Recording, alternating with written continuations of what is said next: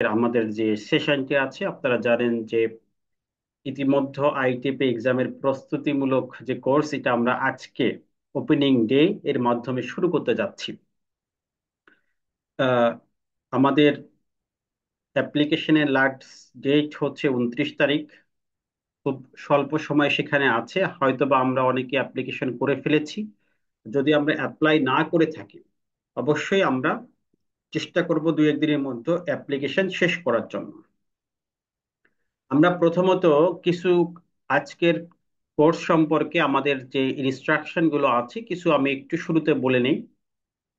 1 নম্বর কথা হচ্ছে যে আমরা গ্রুপে প্রায় 100-এর মতো আছি। সেক্ষেত্রে আমাদের যে লেকচার আছে, যে ডকুমেন্ট গুলো আছে, আমরা কারোর সাথে শেয়ার করব না, এটা আমাদের সিক্রেট যেহেতু গ্রুপ। আমার লেকচার চলাকালীন সময় আপনাদের মাইক্রোফোন গুলো সবগুলো মিউট থাকবে। আমি এখান থেকে মিউট করে দিব। যদি আপনার কোনো প্রশ্ন থাকে বা কোনো জিজ্ঞাসা থাকে, আপনি হ্যান্ড রাইজ করবেন, আপনাকে কথা বলার সুযোগ দেওয়া হবে। আর লেকচারের একটি পর্যায়ে আমি আপনাকে কথা বলার সুযোগ দিব, কোশ্চেন করার সুযোগ থাকবে অবশ্যই। ক্লাসটাকে কন্ট্রোল রাখার জন্য আমরা অপ্রয়োজনীয় কোনো কথা বলবো না, যেটা শুধুমাত্র কোর্সের সাথে রিলেট করে। সে সকল বিষয়ে আমরা কোর্সে আলোচনা করব। আর যেহেতু এটা আইটিপি কেন্দ্রিক হচ্ছে, আমরা মূলত পরীক্ষার উপর ডিপেন্ড করে সেখানে কোন ধরনের প্রশ্ন আসবে, কিভাবে সেটাকে আমরা রিকভার করতে পারি খুব সহজেই, যাতে আমরা পরীক্ষাতে উত্তীর্ণ হতে পারি, সেই লক্ষ্যেই কিন্তু আমাদের আজকের এই কোর্সগুলো হবে। খুবই ইফেক্টিভ ক্লাস সেশনগুলো হবে, এজন্য সবাই টাইমলি, একদম আমরা জাস্ট টাইমে শুরু করতে পেরেছি আজকে। সবাইকে আবারও অসংখ্য ধন্যবাদ জানিয়ে এবং আজকের এই প্রোগ্রামে স্বাগত জানিয়ে আমরা শুরু করছি। খুব বেশি কথা বলা যাবে না, কারণ আমাদের মূল পয়েন্টে, হ্যাঁ, যে যার জন্য আমরা কোর্সে এসেছি, কারণ এখানে যারা আমরা এসেছি বা কোর্সে অ্যাডমিশন নিয়েছি, আমার মনে হয় যে সকলের একটি উদ্দেশ্য যে যে আমাদের আইটিপি এক্সামটি হতে যাচ্ছে খুব শীঘ্রই। এই আইটিপি এক্সামের যেন আমরা খুব সহজেই পাশ করতে পারি। তাই এই জন্য আমরা মূলত আজকের এই সেশনে জয়েন করেছি। অতএব আমরা সেই দিকে ফোকাসিং পয়েন্টে রাখবো। আমাদের হোয়াটসঅ্যাপে গ্রুপ আছে, আপনারা জানেন ইতিমধ্যে, আপনারা সকলেই সে গ্রুপে অ্যাড আছেন। সেখানে শুধুমাত্র আমরা প্রয়োজনীয় যে বিষয়গুলো আছে, প্রয়োজনীয় যে কথাবার্তাগুলো আছে, সেই কোশ্চেনগুলো করব। আর আপনার যদি কোনো পার্সোনাল প্রশ্ন থাকে, সেগুলো আমরা আমাদের যে সাপোর্ট টিমের যে নাম্বারটি আছে, রায়হান সাহেব আছে, তার সাথে পার্সোনালি মেসেজে অথবা কলে কথা বলে নিব। আশা করি বিষয়গুলো ক্লিয়ার হয়েছে। আরেকটি বিষয় হচ্ছে, আমাদের কোর্সটা রেকর্ডেড থাকছে, আমরা এখানে অ্যাডমিন থেকে রেকর্ড করছি। এই রেকর্ডটা আপনাদের পরবর্তী টাইমের জন্য, নেক্সট উইকে আমরা প্রোভাইড করব। যেহেতু বৃহস্পতিবার ক্লাস, আমাদের শুক্র শনি অফ থাকবে, হয়তো রবিবারের মধ্যে আপনারা এই রেকর্ডটি পেয়ে যাবেন। অর্থাৎ একটি ক্লাস শেষ হওয়ার পরবর্তী আমার ক্লাসের আগ মুহূর্তে হলেও আমি দেওয়ার চেষ্টা করব রেকর্ডটি।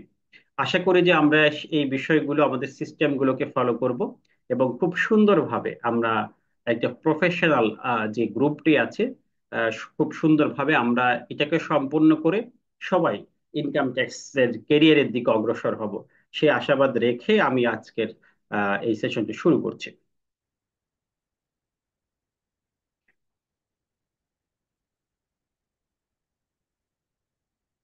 প্রথমে, যেহেতু এটা পরীক্ষা কেন্দ্রিক একটি সেশন, এই কারণে আমরা এই পরীক্ষা সম্পর্কে একটু ধারণা নিয়ে নিই।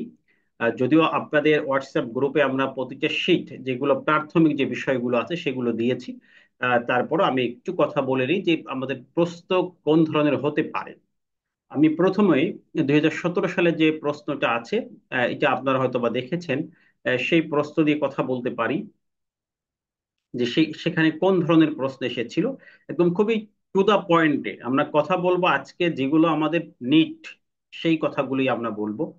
প্রথমে আমি এখানে আপনাদেরকে দেখাতে চাই যে আমরা সকলেই কিন্তু পরীক্ষার জন্য ক্যাপাবল, বা বিধায় কিন্তু আমরা এই কোর্সে জয়েন করেছি।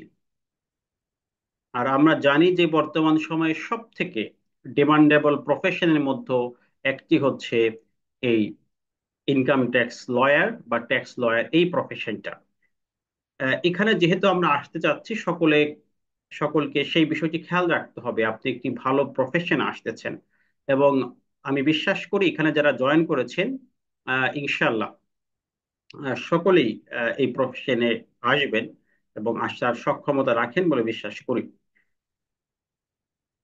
প্রথমত দেখেন, আমাদের সময় যেহেতু খুবই কম, আহ, আমাদের টাইমটা খুব বেশি পাবো না, হয়তো 1 মাস সময় পাবো। প্রয়োজনে আপনাদের ক্লাস সংখ্যা যেটা আমাদের আছে রবি এবং মঙ্গলবার, এখানে হয়তো বা বৃহস্পতিবার আরো একদিন অ্যাড হতে পারে। তাই এই বিষয়গুলো আমরা সবকিছু খোলাসা করব, যে প্রয়োজনে আমরা ক্লাস সংখ্যা বাড়াবো।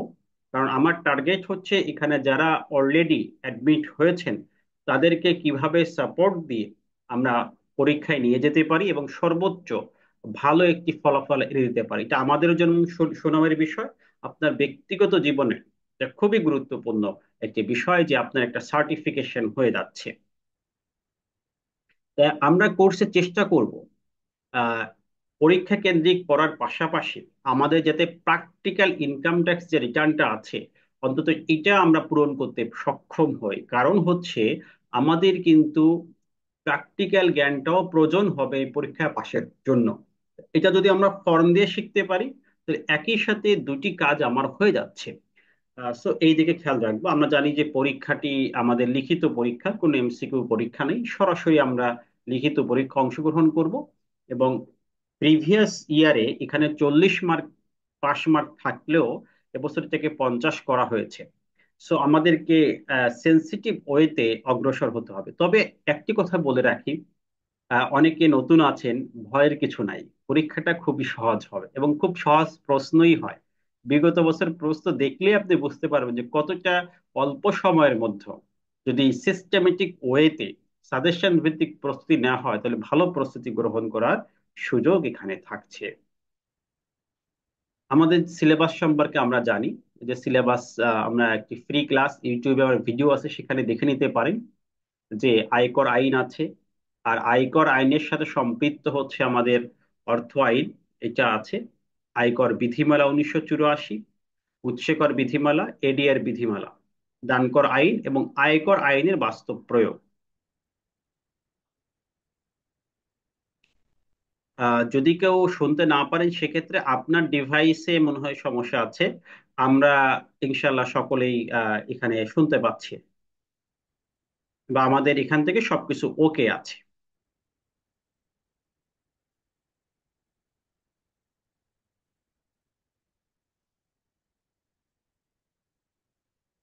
আমি একটু ওদেরকে রিপ্লাই দিয়ে দিই।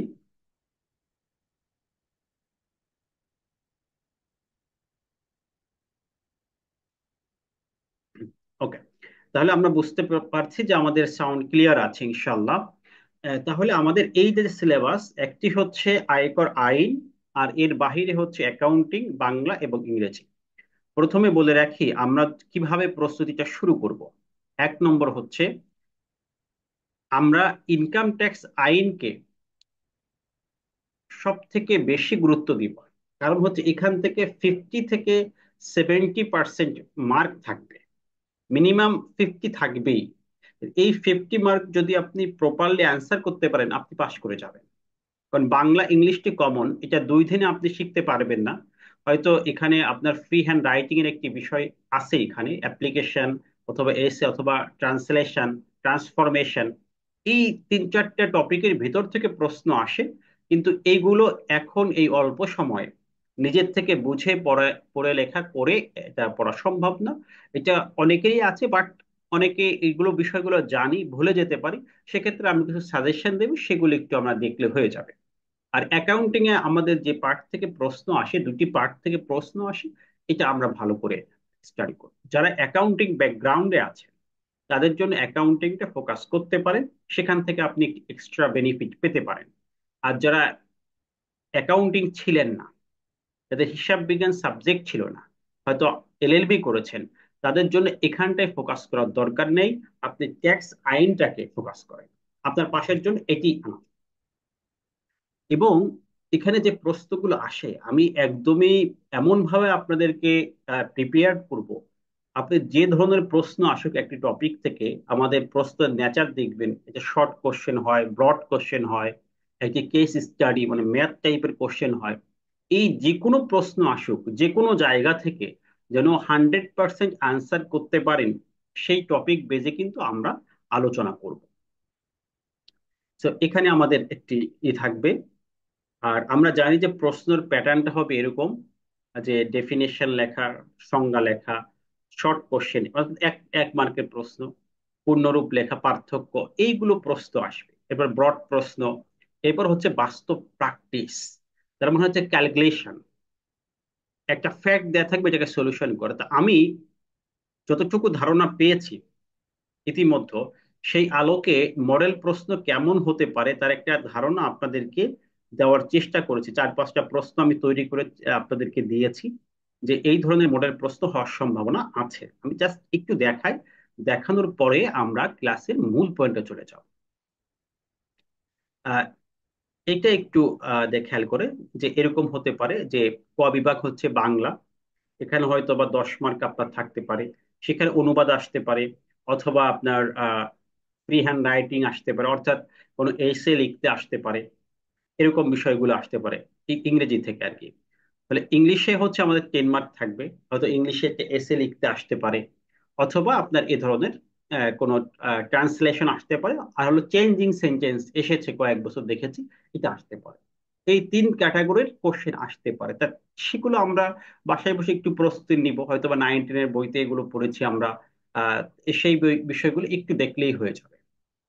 আর বাংলাতেও আমাদের ঠিক এটা আসতে পারে। হয়তোবা এটাকে আপনার ইংলিশ করতে হতে পারে, আর অথবা ট্রান্সফরমেশন সেন্টেন্স আসতে পারে, অথবা ট্যাক্সে যে অ্যাপ্লিকেশন গুলো আমরা লিখি, যেমন জরিমানা কমানোর জন্য অ্যাপ্লিকেশন, অথবা ট্যাক্স রিটার্ন দাখিলের সময় আমরা বিভিন্ন অ্যাপ্লিকেশন লিখি, সার্টিফাইড কপির জন্য আবেদন, অ্যাপিলের জন্য, এই সকল বিষয়গুলো থেকে আমাদের অ্যাপ্লিকেশন আসতে পারে। এগুলো দেখবো। আমরা বেসিক্যালি ফোকাসিং করে হচ্ছে ট্যাক্স আইনটা, কারণ আইটিপিতে কিন্তু বেসিক ফোকাস দেওয়া হচ্ছে ইনকাম ট্যাক্সের উপরে। কর আইনজীবী, তার মানে এখানে ট্যাক্সটা হচ্ছে আপনার মেইন ফ্যাক্ট। এখন ট্যাক্স থেকে কোন ধরনের প্রশ্ন আসতে পারে ট্যাক্স ল থেকে, প্রথমত দেখে নিন, এখানে আমাদের একটা প্রশ্ন আসতেই পারে, যেমন হচ্ছে টিকা লিখুন বা সংজ্ঞা লিখুন। টিকা অথবা সংজ্ঞা,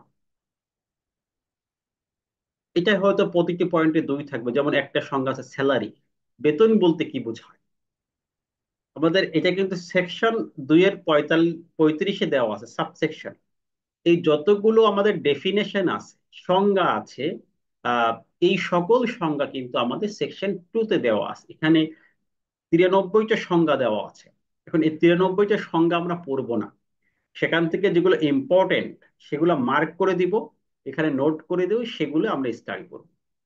ট্যাক্স অডিট, তারপর করদাতার অনুমোদিত প্রতিনিধি, অ্যানুয়াল ভ্যালু, নিবাসী, এরকম ভাবে আমাদের একটা বিষয় টিকা লিখতে হতে পারে, বা সংজ্ঞা লিখুন, ডেফিনেশন লিখুন, অর্থাৎ এই জিনিসটা কি এটা লিখতে হতে পারে। এরকম একটা প্রশ্ন আসে। পার্থক্য লেখার প্রশ্ন আসে আমাদের। এরপর হচ্ছে একটু ব্রড টাইপের প্রশ্ন আসে, ঠিক আছে। এরপরে এখানে ব্রড টাইপের 2টা প্রশ্ন আমরা দিয়েছি। এরপরে হচ্ছে আমাদের এক প্র্যাকটিক্যাল প্রশ্ন আসে। যেমন এখানে দেখেন, জনাব আহসান একজন সরকারি কর্মকর্তা, তার স্যালারি স্ট্রাকচার এত টাকা, তার এই বিনিয়োগ আছে, তার এখানে ট্যাক্সটা নির্ণয় করা, ঠিক আছে। তার কি কি নির্ণয় করতে হবে, ইন তার ইনকাম থেকে তার মোট ইনকাম কত, তার ট্যাক্স কত। সাধারণত এই ফ্যাক্ট গুলো যেগুলো থাকবে, এখানে আপনার সর্বমোট 5টা প্রশ্ন থাকবে। একটা হচ্ছে তার করযোগ্য আয় কত, তার গ্রস ট্যাক্স কত, তার রেয়াত কত, তার প্রদেয় ট্যাক্স কত, তার রিটার্নের সাথে প্রদেয় ট্যাক্স কত। এরকম সর্বমোট 5টি প্রশ্ন থাকবে একটা ফ্যাক্ট থেকে। তা এই প্রশ্নগুলো আমরা দেখব, যে কিভাবে এই 5টি প্রশ্নের অ্যান্সার আমরা করব, পরীক্ষার খাতায় এটা কিভাবে লিখব, এবং ফ্যাক্ট গুলো আসলে কিভাবে সলিউশন গুলো করব, এগুলো আমরা দেখব। তাহলে এরকম ফ্যাক্ট আসতে পারে পরীক্ষায়, আমি যে ধারণা দিচ্ছি। এবং 2017 সালে যে লাস্ট এক্সাম, সেখানেও আমরা এরকম বিষয়গুলো দেখেছি। ঠিক আছে, যে এসেছে। তাহলে এরপর অ্যাকাউন্টিং থেকে আমাদের এরকম ব্যালেন্স শিট আসতে পারে। ঠিক আছে, তাছাড়া কিছু প্রশ্ন আসতে পারে। তাহলে এরকম আমি একটা ধারণা দেওয়ার চেষ্টা করেছি যে এই ধরনের কোশ্চেন আপনাদের পরীক্ষা আসতে পারে। এখন এইটার অ্যান্সারিং করার জন্য আমাদের কি করতে হবে, প্রিপারেশন নিতে হবে। আমরা একটু দেখলাম যে নমুনা প্রশ্ন আসলে কেমন হবে। এখন আমরা কিভাবে এগুলোকে শিখব? ফার্স্ট প্রশ্ন হচ্ছে আমরা কিভাবে এগুলোকে শিখব। আমরা একদমই সিস্টেমেটিক ওয়েতে, আমি চ্যাপ্টার ধরে ধরে প্রতিটি চ্যাপ্টার থেকে আপনাদেরকে শেখাবো, এবং সেখানে একটি চ্যাপ্টার থেকে ছোট প্রশ্ন, ব্রড প্রশ্ন, এবং আমাদের প্র্যাকটিস কি কি আসতে পারে সেগুলো পয়েন্ট টু পয়েন্ট আমরা আলোচনা। এই জন্য প্রতিটি ক্লাসই আমাদের জন্য খুবই গুরুত্বপূর্ণ, একটি ক্লাসও মিস দেওয়ার এখানে সুযোগ নাই। ঠিক আছে, তাহলে আমরা একদমই লেকচারের মধ্যে চলে যাই। প্রাথমিক কিছু কথা আমরা বলে নিলাম, এখন আমরা মূল টপিকে বা মূল লেকচারে চলে যাচ্ছি। আজকে যে ক্লাসগুলো হবে তার একটা লেকচার শিট কিন্তু আপনাদের গ্রুপে দেওয়া হয়েছে। আমি যদি দেখি যে গ্রুপে,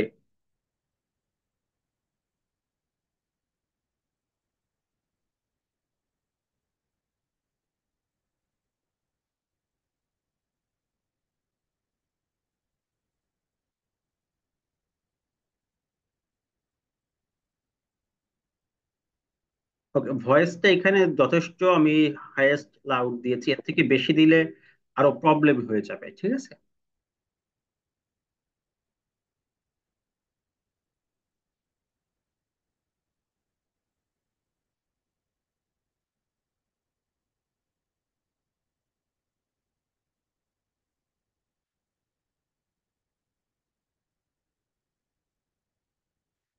আপনারা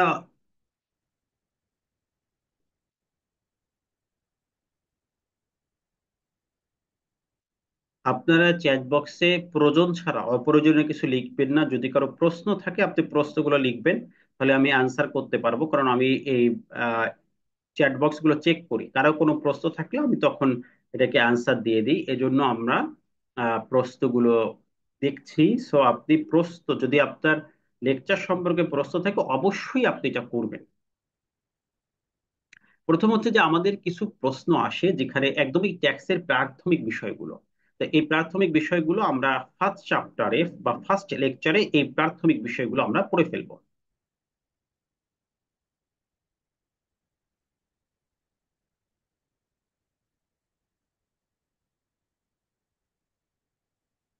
আমরা লেকচার শিটগুলো তাহলে আবারও রিপিট করছি, হয়তো বা কয়েকজন পরে জয়েন করতে পারেন। আবারও আপনাদের গ্রুপে দিয়ে দিচ্ছি। আমি একটু দেওয়ার পরে আপনাদের এটা শুরু করি।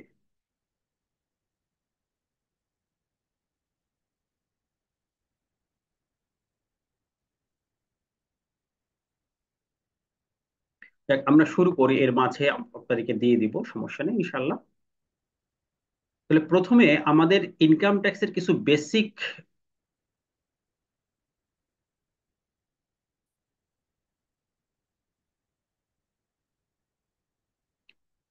লিখিত পরীক্ষা করার, পাশ করার পরে আমাদের যত প্রাসঙ্গিক প্রশ্ন আছে অর্থাৎ পরীক্ষা সম্পর্কে, এটা আমরা লাস্টে আপনাদের কাছে 10 মিনিট সময় দিব প্রশ্ন করার জন্য।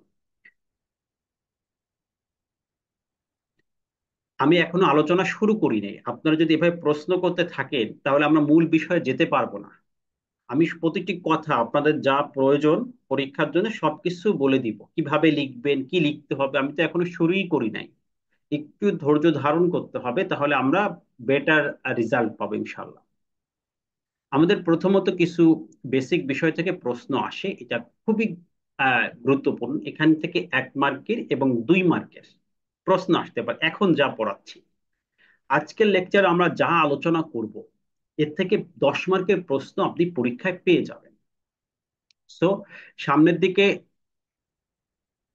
আহ, এই বিষয়গুলো আপনাকে দেখতে হবে। আজকে পয়েন্টে কি আলোচনা করতেছি, প্রথম কথা হচ্ছে আমি যে বইটা ফলো করে আপনাদের সামনে উপস্থাপন করব, এটা হচ্ছে আমার ট্যাক্স মাস্টার ব্যক্তি কোম্পানির প্র্যাকটিক্যাল গাইড। এখানে ট্যাক্সের যে 7টি বিষয় থেকে প্রশ্ন আসতে পারে, প্রতিটি বিষয় এখানে আছে এবং ব্যাখ্যামূলক আছে।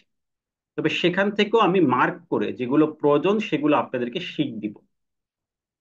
আর যদি আপনার বইটা সংগ্রহে থাকে, তাহলে দেখা যাচ্ছে আপনি এর বাহিরেও প্র্যাকটিস করার সুযোগ পাবেন, বা যেটা লাগবে এটা পেয়ে যাবেন। আমি হোয়াটসঅ্যাপ গ্রুপে আপনাদের শিট দিয়ে দিব, যেটা আমি প্রয়োজন মনে করব। আর বাকিগুলো যদি আপনি টোটাল বইটা কাছে থাকে, তাহলে টোটাল প্রস্তুতিটা আপনার বেটার হবে আর কি। এই হচ্ছে বিষয়। তাহলে প্রথমে আমাদের, যেহেতু আয়কর নিয়ে এটা আমাদের এক্সামটি হচ্ছে, একটি প্রশ্ন আসতে পারে যে আয়কর কি। এটা 2 মার্ক থাকবে, টিকা লিখুন। আয়কর কি, যেহেতু আমরা আয়কর নিয়ে এক্সাম দিচ্ছি, এটা কিন্তু একদম বেসিক প্রশ্ন, আসতেই পারে কমন। আয়করটা কি, আপনারা কিভাবে লিখবেন পরীক্ষায় দেখেন। সাধারণ অর্থে কোনো ব্যক্তি বা প্রতিষ্ঠান তার আয়ের উপর নির্দিষ্ট হারে যে কর প্রদান করে তাকে আয়কর বলে। তাহলে সাধারণ অর্থে আমরা আয়কর বলতে কি বুঝি? যে কোনো ব্যক্তি বা কোনো প্রতিষ্ঠান তার আয়ের উপর যে নির্দিষ্ট হারে কর পরিশোধ করে, এটি হচ্ছে আয়কর। আবার রিপিট করি, সাধারণ অর্থে কোনো ব্যক্তি বা প্রতিষ্ঠান তার আয়ের উপর যে নির্দিষ্ট হারে কর পরিশোধ করে, এটার নাম হচ্ছে আয়কর। তবে আয়করটা কিন্তু সকলের উপর না।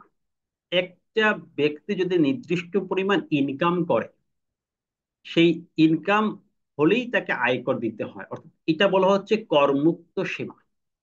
একজন ব্যক্তি যদি করমুক্ত সীমার উপরে ইনকাম করে, তার উপরে আয়কর বাধ্যতামূলক হয়ে যায়। অর্থাৎ এখানে মেইন বিষয় হচ্ছে করদাতাকে করমুক্ত সীমার উপরে আয় করলে তাকে আয়কর দিতে হবে। ক্লিয়ার? আয়কর আইনে আয়কর বলতে বোঝানো হয়েছে, এটা 2-এর 21 সাবসেকশনে এই সংজ্ঞা দেওয়া হয়েছে। আপনারা যখন কোনো টিকায় কোনো সংজ্ঞা লিখবেন, এটা সেকশনটা লেখা বাধ্যতামূলক না। সেকশন না লিখলেও আপনি 2 মার্কে 2 পেতে পারেন, তবে সেকশন লিখলে আপনার পজিটিভ দিক ভালো, হয়তো 2 একদম 100% 2 পাবেন। কিন্তু ভুল সেকশন লিখলে কিন্তু আপনি টোটালি মার্ক পাবেন। সো আমরা চেষ্টা করব, যদি আমি এক্সাক্ট সেকশনটা জানি, যেহেতু পরীক্ষায় টাইম কম পাচ্ছি, একদম সেকশন মুখস্থ করার আপনার দরকার নেই। আপনি মূল বিষয়টা লিখুন, এখানে বলছে টিকা লিখুন অথবা ডেফিনেশন লিখুন। এখানে আপনার সংজ্ঞা মেন, অর্থাৎ কত ধারা কত উপধারায় আছে, এটা মেনশন করাটা জরুরি না। অতএব আমরা এইগুলোর প্রতি বেশি গুরুত্ব না দিয়ে আমাদের কন্টেন্টের প্রতি, যাতে আমরা 100 মার্কের অ্যান্সার করতে পারি, সেই গুরুত্ব দিব। এবং আপনি ধরেন এই 2 মার্কের একটা প্রশ্ন, বা আমি বলে দেবো যে কোনটা 2 মার্কে আসবে, কোনটা 1 মার্কে আসবে।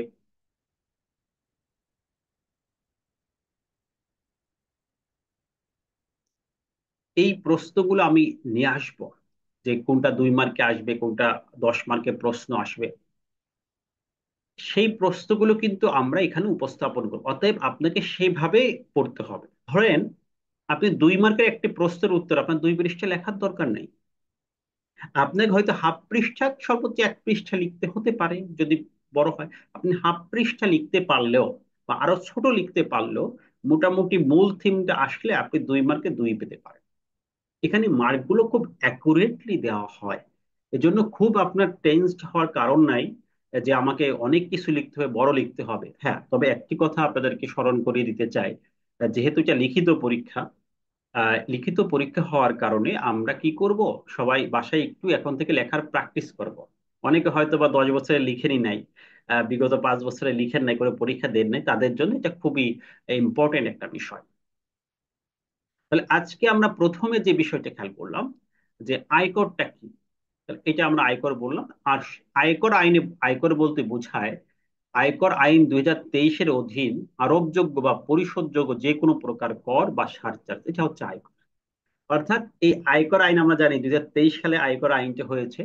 এই 2023 সালের আয়কর আইন অনুযায়ী আপনি গভর্নমেন্ট কোষাগারে যাই জমা দিবেন, আয়কর হোক, সারচার্জ হোক, জরিমানা হোক, সুদ হোক, সবটাকেই আয়কর বলা হয়। তাই দেখেন, যদি এরকম একটি প্রশ্ন আমাদের এসেই যায় যে আয়কর কি, তখন আমরা কি লিখবো?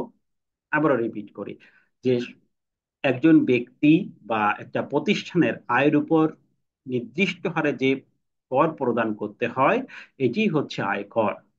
একজন ব্যক্তি বা একটা প্রতিষ্ঠান যদি করমুক্ত সীমার উপরে ইনকাম করে তখন তার উপর আয়কর রিটার্ন দাখিল করা বা আয়কর প্রদান করা বাধ্যতামূলক হয়ে যায়। আর আয়কর আইনে আয়কর বলতে বোঝানো হয়েছে, আয়কর আইন 2023 অনুযায়ী কোনো ব্যক্তি বা কোনো প্রতিষ্ঠান যে কোনো প্রকার কর অথবা সারচার্জ পরিশোধ করুক না কেন, এটা আয়করের অন্তর্ভুক্ত হবে। তা কি কি পরিশোধ করতে পারে করদাতা এই আইনে? 1 নম্বর, তার আয়ের উপর কর পরিশোধ করতে পারে, জরিমানা দিতে হতে পারে, সুদ দিতে হতে পারে, যে কোনো ফি, যেমন অ্যাপিল করলে তাকে ফি দিতে হতে পারে, তারপর সারচার্জ, এটা দিতে হতে, সারচার্জ হচ্ছে অ্যাডিশনাল ট্যাক্স। এটা আমরা পরে দেখবো, সারচার্জ সম্পর্কে আমাদের আলোচনা আছে, এটা দিতে হবে। তাহলে আমাদের আয়কর কি, এটা হয়ে গেল। এরপর আমাদের আয়কর আইন সম্পর্কে একটা প্রশ্ন আসতে পারে, এটা 2 মার্কের হবে, এটা বেশি মার্কের হতে পারে না।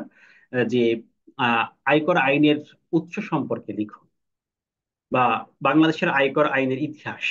এটা একটা কমন প্রশ্ন হতে পারে, যে কিভাবে আমাদের আয়কর আইনটা চলে আসছে, এটা একটা প্রশ্ন হতে পারে। তা এই ঘটনাটা আপনি মনে রাখবেন, আপনি আপনার ভাষায় লিখবেন। প্রথম ঘটনাটা হলো, দেখা গেল 1857 সালে আমরা সকলে জানি যে সিপাহী বিপ্লব হয়েছিল। তো এই সিপাহী বিপ্লবের সময় সরকার, তখন এই ভারত উপমহাদেশের যে সরকার ছিল, তাদের অর্থ সংকট দেখা দিল, তাদের ফান্ডে টাকা নেই। তখন তারা কি করবে? তখন তারা চিন্তা করলো যে কিভাবে এই ফান্ডটাকে কালেক্ট করা যায়। সেই চিন্তা থেকে তারা মনে করলো, যাদের ইনকাম বেশি আছে তাদের কাছ থেকে আমরা এখন টাকা নিতে পারি, কারণ তাদের তো এখন ইনকামটা বেশি। যেহেতু আমাদের ফান্ডে কোনো টাকা নেই, তাহলে আমরা তাদের কাছ থেকে টাকা নিয়ে আমরা চলতে পারি। তারা সেই প্রচেষ্টার আলোকেই, যে কিভাবে যাদের ইনকাম বেশি তাদের কাছ থেকে টাকা নেওয়া যায়, সেখানে জেমস উইলস নামে একজন ব্যক্তি আয়কর আইনের প্রস্তাব করলে 1860 সালে প্রথমে এই আইনটি তৈরি হয়, ইনকাম ট্যাক্স অ্যাক্ট 1860। তো এই আইনে কিছু বেসিক জিনিস রাখা হয়েছিল, প্রিন্সিপাল ছিল, যেগুলো পরবর্তীতে সকল আইনে এটা প্রতিফলিত হয়েছে বা প্রতিফলন দেখা দিয়েছে। যেমন ধরেন, এই আইনে ছিল সকল মানুষের উপর কর নয়, যাদের ইনকাম বেশি তাদের উপর ট্যাক্স।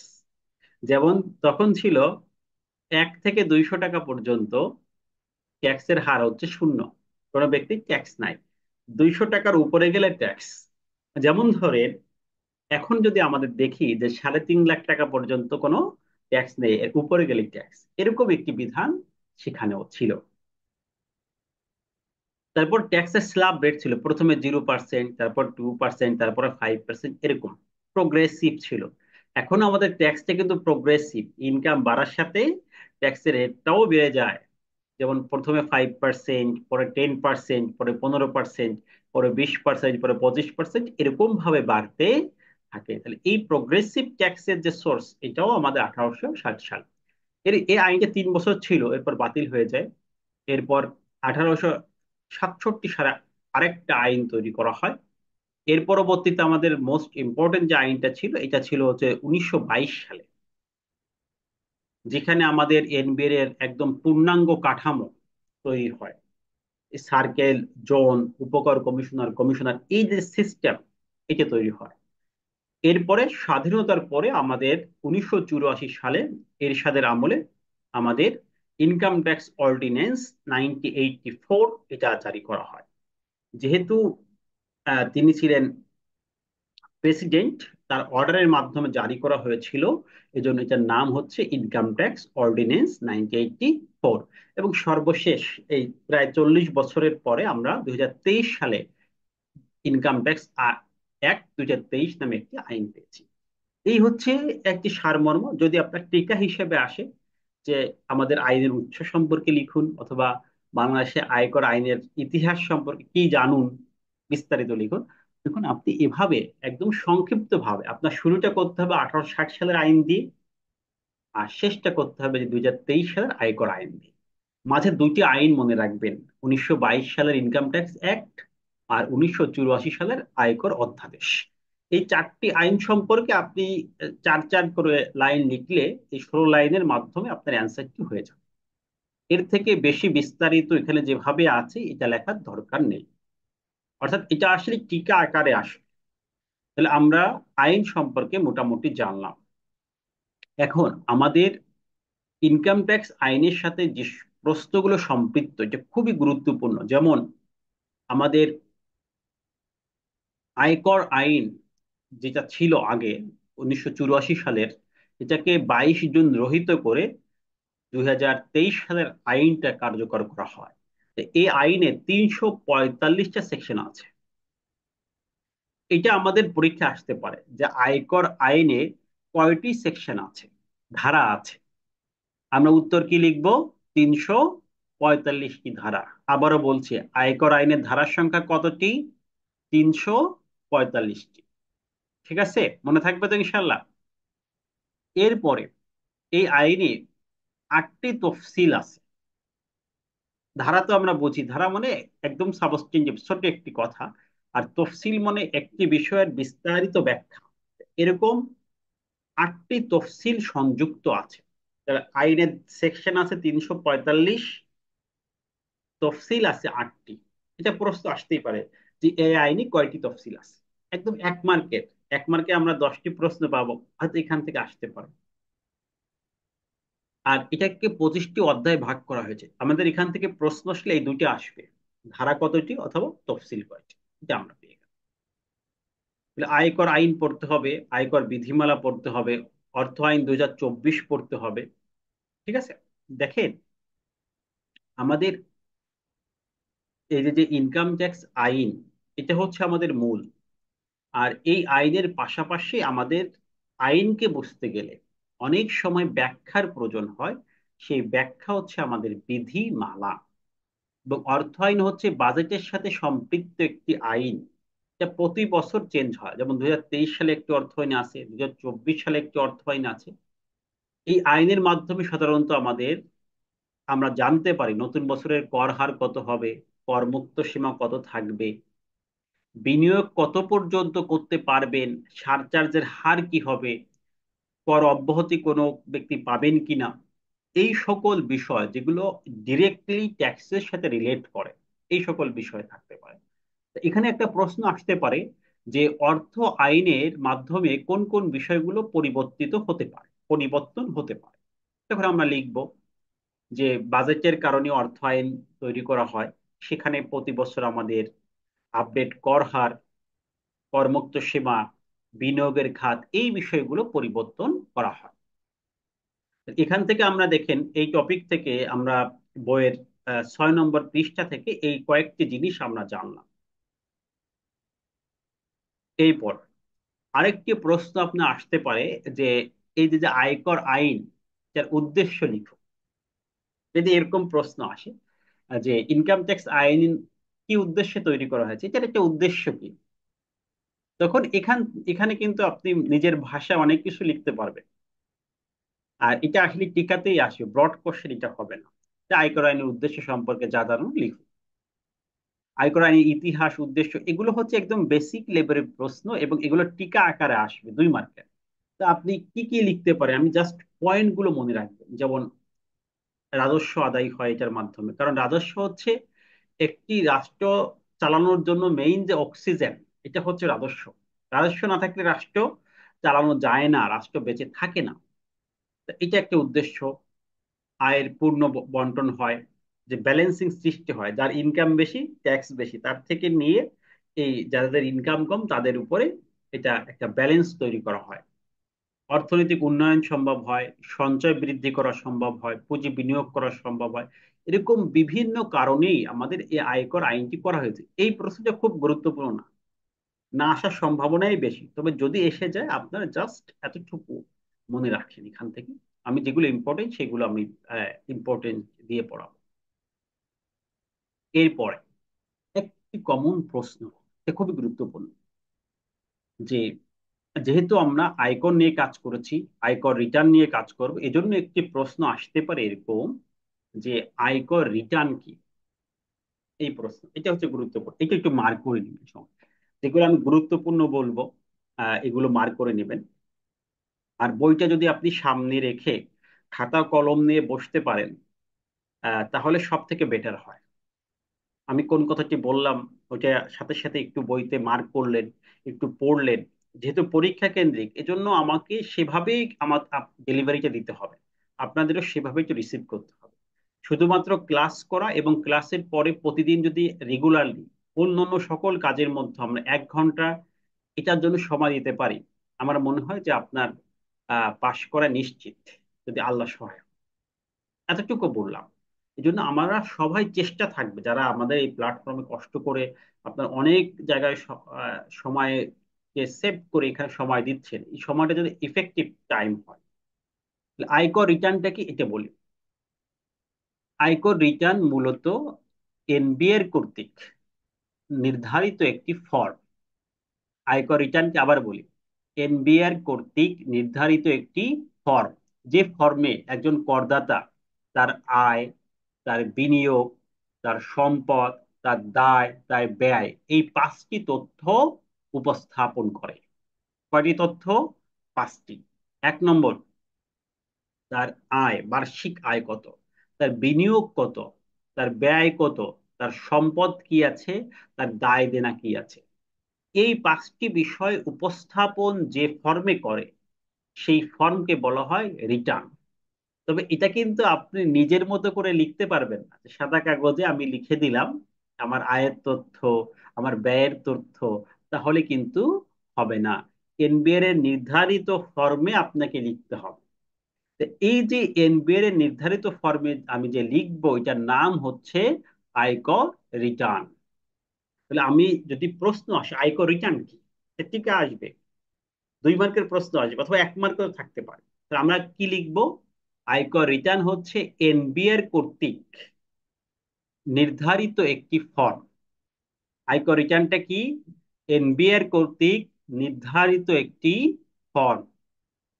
আবারও বলি, আয়কর রিটার্ন হচ্ছে এনবিআর কর্তৃক নির্ধারিত একটি ফর্ম, যে ফর্মে একজন করদাতা তার আয়, তার বিনিয়োগ, তার ব্যয়, তার সম্পদ, অর্থাৎ পার্ট হচ্ছে দুইটা, একটা হচ্ছে আয় বিনিয়োগ, 2 নম্বর পার্ট হচ্ছে তার সম্পদ, দায়, ব্যয়। এই 5টি তথ্য নির্ধারিত ফরম্যাটে উপস্থাপন করে, এটাই হচ্ছে রিটার্ন। এখন আমাদের আরেকটি প্রশ্ন, এই প্রশ্নটি কমনলি কয়েকবার এসেছে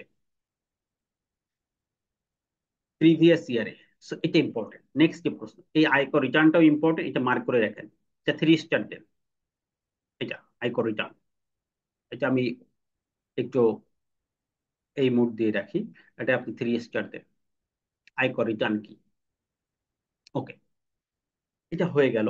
এরপরে আমাদের যে প্রশ্ন আসে এটা হচ্ছে আয়কর রিটার্ন কারা দাখিল করতে বাধ্য, কে আয়কর রিটার্ন দাখিল করবে। তা আয়কর রিটার্ন কে দাখিল করবে, এটা হচ্ছে বোঝার জন্য আমাদের দুইটা উপায় আছে। উপায় হচ্ছে দুইটা। একটা হচ্ছে তার করযোগ্য আয়ের ভিত্তিতে। আমি তো বলেছি যে ট্যাক্সটা সবার জন্য নয়, যাদের ইনকামটা একটু বেশি, একদম কম ইনকাম, নমিনাল ইনকাম, তাদের জন্য ট্যাক্সটাকে চাপানো হয়নি।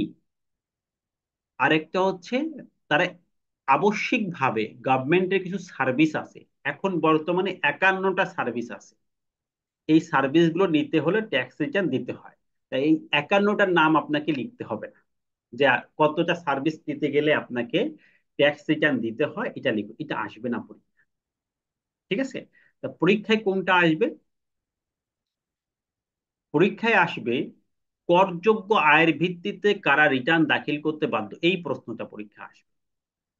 তাহলে এখানে 2 মার্কের প্রশ্ন আসবে, করযোগ্য আয়ের ভিত্তিতে কারা রিটার্ন দাখিল করতে বাধ্য থাকেন, এই প্রশ্নটা আসবে। তাহলে এই প্রশ্নের অ্যান্সার আমাদের কি হবে? দেখেন, লিখবো প্রথম একদম, এখানে 4টি পয়েন্ট, এই 4টি পয়েন্টে আমাদের মুখস্থ রাখতে হবে। কোন স্বাভাবিক ব্যক্তি করদাতার আয় যদি 3.5 লাখ টাকা বেশি হয়, তাহলে সে রিটার্ন দাখিল করতে বাধ্য। আর এই সীমাটা কিন্তু করমুক্ত সীমা। এই প্রতিটা পয়েন্ট থেকে একটা ছোট প্রশ্ন আসতে পারে 1 মার্কে। যেমন পুরুষের জন্য বা স্বাভাবিক ব্যক্তির জন্য 2024-25 কর বৎসরে করমুক্ত সীমা কত? তো এখান থেকে কয়েকটা প্রশ্ন হতে পারে। একটা প্রশ্ন হতে পারে এরকম যে 2024-25 এই অর্থ বছরে, অর্থাৎ এই কর বর্ষে পুরুষের করমুক্ত সীমা কত। এখানে একটা প্রশ্ন আমাদের হয়, তাহলে আমাদের উত্তর হবে 3.5 লাখ টাকা।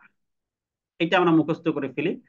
তাহলে একজন পুরুষ স্বাভাবিক ব্যক্তি যদি 3.5 লাখ টাকার বেশি ইনকাম করে, তা সে রিটার্ন সাবমিশন করতে বাধ্য, বা সে ট্যাক্স দিতে বাধ্য। তাহলে এখানে 1 নম্বর পয়েন্ট হচ্ছে, এখান থেকে দুটো প্রশ্ন আসতে পারে। প্রতিটি যে 4টি পয়েন্ট, এখানে 4টি পয়েন্ট আছে, এটা 1 মার্কের জন্য স্পেসিফিক প্রশ্ন হতে পারে, আবার টোটালটা মিলে একটা টিকা হতে পারে যে করযোগ্য আয়ের ভিত্তিতে কারা রিটার্ন দাখিল করতে বাধ্য লিখুন। দেখেন, প্রশ্নের ক্যাটাগরিটা বুঝেন। আমি প্রতিটা প্রশ্ন দিয়ে দিব, এজন্য আপনারা ভালো করে, এরপর আমি তো মডেল প্রশ্ন দিব, তার আগে প্রতিটা টপিক এখান থেকে এমন ভাবে পড়তে হবে যাতে আমাদের এটা টিকা আসুক, ব্রড প্রশ্ন আসুক বা 1 মার্কের আসুক, যেন আমরা অ্যান্সার দিতে পারি প্রশ্ন যেভাবেই হোক। প্রশ্ন নিয়ে আমাদের এখানে কনফিউশন নাই, আমরা যাতে 100% এটা পারি, এটা আমাদের করতে হবে। সেকেন্ড হচ্ছে, মহিলা এবং 65 বছর তদূর্ধ্ব বয়স, মানে 65 বছরের পুরুষ হোক বা মহিলা হোক, যাই হোক না কেন, তাদের ক্ষেত্রে করমুক্ত সীমা হচ্ছে 4 লাখ টাকা। যদি 4 লাখ টাকার বেশি ইনকাম হয়, তাহলে তাদেরকে রিটার্ন দিতে হবে। তাহলে দ্বিতীয় পয়েন্ট কি বললাম, মহিলা এবং 65 বছর ঊর্ধ্বের যে কোনো বয়সের করদাতার যদি ইনকাম, আয় 4 লাখ টাকার বেশি হয়, তাহলে তাকে রিটার্ন সাবমিশন করতে হবে, এটা বাধ্যতা। এখান থেকে আমাদের একটা প্রশ্ন হতে পারে যে, যেমন 2017 সালে এই প্রশ্নটা আসছিল যে 2017, 17, 18 কর বর্ষে মহিলার করমুক্ত সীমা কত।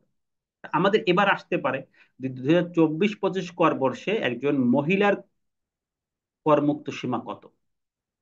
উত্তর হবে 4 লাখ। হতে পারে যে 65 বছর ঊর্ধ্বে পুরুষের করমুক্ত সীমা কত, তারপরে উত্তর হবে 4 লাখ।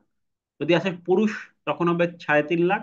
65 বছর এর উপরে পুরুষ, তাহলে উত্তর হবে 4 লাখ। তাহলে এখানে আমাদের দুটি প্রশ্ন হতে পারে, সংক্ষিপ্ত প্রশ্ন। ওকে।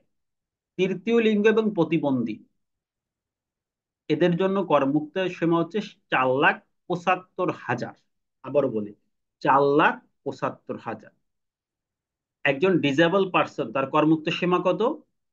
4,75,000। এরপরে একজন তৃতীয় লিঙ্গের ব্যক্তি, ট্রান্সজেন্ডার বলি, তাদের করমুক্ত সীমা কত, বা থার্ড জেন্ডার বলি, 4,75,000। আর গেজেটভুক্ত যুদ্ধ মুক্তিযুদ্ধ, তার ক্ষেত্রে হচ্ছে 5 লাখ। তাহলে এই 4টা পয়েন্ট আমরা একটু মুখস্থ করি, একবার সবাই পড়ি। আমি কিন্তু ক্লাস শেষে আপনাদেরকে ধরবো যে আমরা যা আলোচনা করেছি সেটা মনে আছে কিনা। এবং 5 মিনিট আমাদের পরবর্তী ক্লাসের শুরুতে এই পড়া নেওয়া হবে, যেহেতু এটা পরীক্ষামূলক ভাবে পরীক্ষার জন্য প্রস্তুতি, এজন্য নেওয়া হবে। এটা কিন্তু প্র্যাকটিক্যাল ক্লাস না শুধু, প্লাস পরীক্ষার জন্য প্রস্তুতি, আপনাকে পরীক্ষার জন্য প্রিপেয়ার করছি। তাহলে আপনি যদি একটু স্টাডি না করেন, তাহলে তো আমরা শুধু চেষ্টা করলে ভাই হবে না। সহজ কথা, আপনাকেও একটু পরিশ্রম করতে হবে। তাহলে এখানে আমরা 4টি পয়েন্ট বললাম। স্বাভাবিক ব্যক্তির জন্য করমুক্ত সীমা 3.5 লাখ, এর বেশি ইনকাম করলে তাকে ট্যাক্স দিতে হবে। ঠিক আছে। তাহলে প্রশ্ন দুইভাবে হতে পারে, কাদের করযোগ্য আর ভিত্তিতে ট্যাক্স দিতে হবে, তখন 4 জনের নামই আপনি লিখবেন। আর যখন প্রশ্ন স্পেসিফিক হবে, 1 মার্ক হবে, আমরা সব আলোচনা করব আমাদের ট্যাক্স মাস্টার, ব্যক্তি এবং কোম্পানির প্র্যাকটিক্যাল গাইড, মানে টোটাল বইটা যেটা আছে ট্যাক্স মাস্টার, সেখান থেকে। এবং এই বইটা এমন ভাবে লেখা হয়েছে নিজের ভাষায়, অন্য সকল বই হচ্ছে আইনের কপি পেস্ট, বাজারে দেখবেন। আমি প্রথম আইনের ব্যাখ্যামূলক একদম সহজ ভাষায় বইগুলো লিখছি, এবং অসংখ্য এক্সাম্পল আছে, প্র্যাকটিক্যাল কেস স্টাডি আছে। অন্য বইগুলোতে আপনি কেস স্টাডি পাবেন না, যে সলিউশন করবেন, বাজারে বই পাবেন, এবং অনেক ইনফরমেশন ভুল আছে। সব থেকে বড় কথা হচ্ছে, আমাদের বইগুলো কপি পেস্ট করতে যে আগের আইন, পুরাতন আইন, এগুলো মিল করে ফেলেছে, এজন্য অনেক ভুল আছে। এজন্য আমার আহ আপনার কাছে রিকোয়েস্ট যে আমাদের ট্যাক্স মাস্টার যে বইটা আছে, এই এই বইটা সবাই কিনবেন, ঠিক আছে। ট্যাক্স মাস্টার, এটা আমাদের কাছেই পাবেন। আমাদের কাছ থেকে কিনলে আরো 50 টাকা আমাদের ডিসকাউন্ট থাকে, বাজারে যা বিক্রি হয় তার থেকে এটা পেয়ে যাবেন, এবং হোম ডেলিভারিও আছে। আমাদের এখানে নাম্বার দিলে আমি এটা বলে দেবো গ্রুপে, ওখান থেকে আপনি অর্ডার দিতে পারবেন। তো সকলে যদি এই বইটা সকলে ফলো করেন তাহলে সবার জন্য ভালো হবে। আর যদি আপনি অন্য বই পড়তে চান পড়তে পারবেন, কিন্তু আমি কিন্তু এই বই থেকে পড়াবো। সেক্ষেত্রে আপনি শীট দেখেও কভার করতে পারেন, সমস্যা নাই। বইটা কিনলে আপনার জন্য ভালো হবে। ওকে, তাহলে এই চারটি পয়েন্ট আমাদের খুব ভালো করে মনে রাখতে হবে। এখান থেকে প্রশ্ন আসার সম্ভাবনাই, যে কোনো একটা প্রশ্ন এই চারটা থেকে একটা আসবে এই পরীক্ষায়। এজন্য এটা খুবই ইফেক্টিভ হবে আপনার জন্য, এটা আপনি পড়বেন। এরপরে যদি টিকা এরকম ভাবে আসে যে আবশ্যিকভাবে রিটার্ন দিতে হবে, এটা 51 জনের নাম কখনো আসবে না। তবে এরকম আসতে পারে যে যাদেরকে আবশ্যিকভাবে রিটার্ন দিতে হবে এরকম 5 জনের নাম লিখুন বা 10 জনের নাম লিখুন। এটা একটা আসতে পারে প্রশ্ন, এটা খুব গুরুত্বপূর্ণ না, এটা আপনি না পড়লেও চলবে। তবে আপনি মনে রাখেন যে কাদেরকে আবশ্যিকভাবে দিতে হবে। আবশ্যিকভাবে দিতে হয় মানে কি, তাদের কাজ করতে গেলে পিএসআর লাগবে। পিএসআর, এটা এই শব্দটা লিখে দেন, প্রুফ অফ সাবমিশন রিটার্ন। আমাদের কিছু অ্যাব্রিভিয়েশন আসে পরীক্ষায়, তো এগুলো আমাদের লিখতে হয়। তার মধ্যে একটা আসতে পারে পিএসআর, এই শব্দটা মনে রাখেন আপনি। পিএসআর অর্থাৎ কাদেরকে পিএসআর দেখাতে হয়, এই ব্যক্তিগুলো, তাদেরকে পিএসআর দেখাতে হয়। পিএসআর মানে কি, proof of submission return, return দাখিলের প্রমাণপত্র। রিটার্ন দাখিলের প্রমাণপত্র মূলত তিনটে, এটাও বলে দিই। একটা হচ্ছে অ্যাকনলেজমেন্ট রিসিপ্ট, আপনার রিটার্নের সাথে যে কাগজটা আপনাকে দিয়ে দেয়। দুটো হচ্ছে ট্যাক্স ক্লিয়ারেন্স সার্টিফিকেট। আর 3 নম্বরটা হচ্ছে আপনার সার্টিফাইড কপি অফ রিটার্ন, রিটার্নের অবিকল নকল কপি। এই তিনটাকে মূলত পিএসআর বলা হয়। তাহলে পিএসআর কয়টা জিনিস হয়? 1 নম্বর অ্যাকনলেজমেন্ট রিসিপ্ট, 2 নম্বর ট্যাক্স ক্লিয়ারেন্স সার্টিফিকেট, 3 নম্বর রিটার্নের অবিকল নকল কপি। এই তিনটা হচ্ছে পিএসআর। তাহলে পিএসআর কাদের জন্য? যারা করমুক্ত সীমা অতিক্রম করছে তারা বাধ্যতামূলক রিটার্ন দিবে, তাদের পিএসআর লাগবে। কোন ধরেন ফার্মের কোন অংশীদার পার্টনারশিপ ফার্ম খুলবে, তাদের পিএসআর লাগবে। কোম্পানির শেয়ার হোল্ডার পরিচালক হবেন, পিএসআর লাগবে। সরকারি কর্মকর্তা হবেন, রিটার্ন দিতে হবে, পিএসআর লাগবে। তারপর নির্বাহী ব্যবস্থাপনা পরিচালক থাকলে, তারপর আপনার ঋণ গ্রহণ করতে, যেমন আপনি ব্যাংক থেকে বললেন যে আমি 20 লাখ টাকা ঋণ নিব, 50 লাখ টাকার লোন নিব, তখন ব্যাংক বলবে আগে আপনার রিটার্নের প্রমাণপত্র দেখান। আপনি ইম্পোর্ট করতে গেলে বললেন যে আমি একটা আইআরসি নিব, ইম্পোর্ট লাইসেন্স নিব, তখন সে বলবে আগে আপনি পিএসআর দেখান। রিটার্ন দাখিল করেছেন কি এটা আগে বলেন, তারপর লাইসেন্স। সিটি কর্পোরেশনের ট্রেড লাইসেন্স নবায়ন করতে, সমবায় সমিতির, এরকম ভাবে অনেকটা ক্ষেত্রে আমাদের পিএসআর লাগে। আপনি মোটামুটি এটা একবার রিড আউট করবেন, যে এটা খুবই গুরুত্বপূর্ণ না, এটা মোটামুটি একবার পড়লে হবে। বাট একবার একটু দেখেন, আমরা যতটুকু আলোচনা করবো মোটামুটি 5-6টা নাম এখান থেকে জানেন যে কাদের জন্য রিটার্ন দাখিল করা বাধ্যতামূলক। এই 5-6টা নাম একটু মোটামুটি জানেন। PSR, proof of submission return.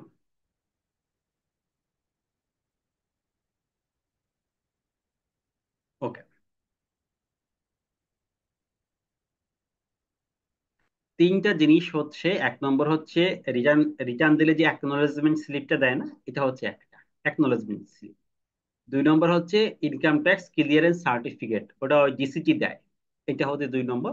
3 নম্বর আপনি যে রিটার্নটা সাবমিশন করেছেন এটা নকল কপি, অবিকল নকল, ওরা সিল সিগনেচার করে দেয়। তিনটা যে কোনো একটা হলেই হবে পিএসআর।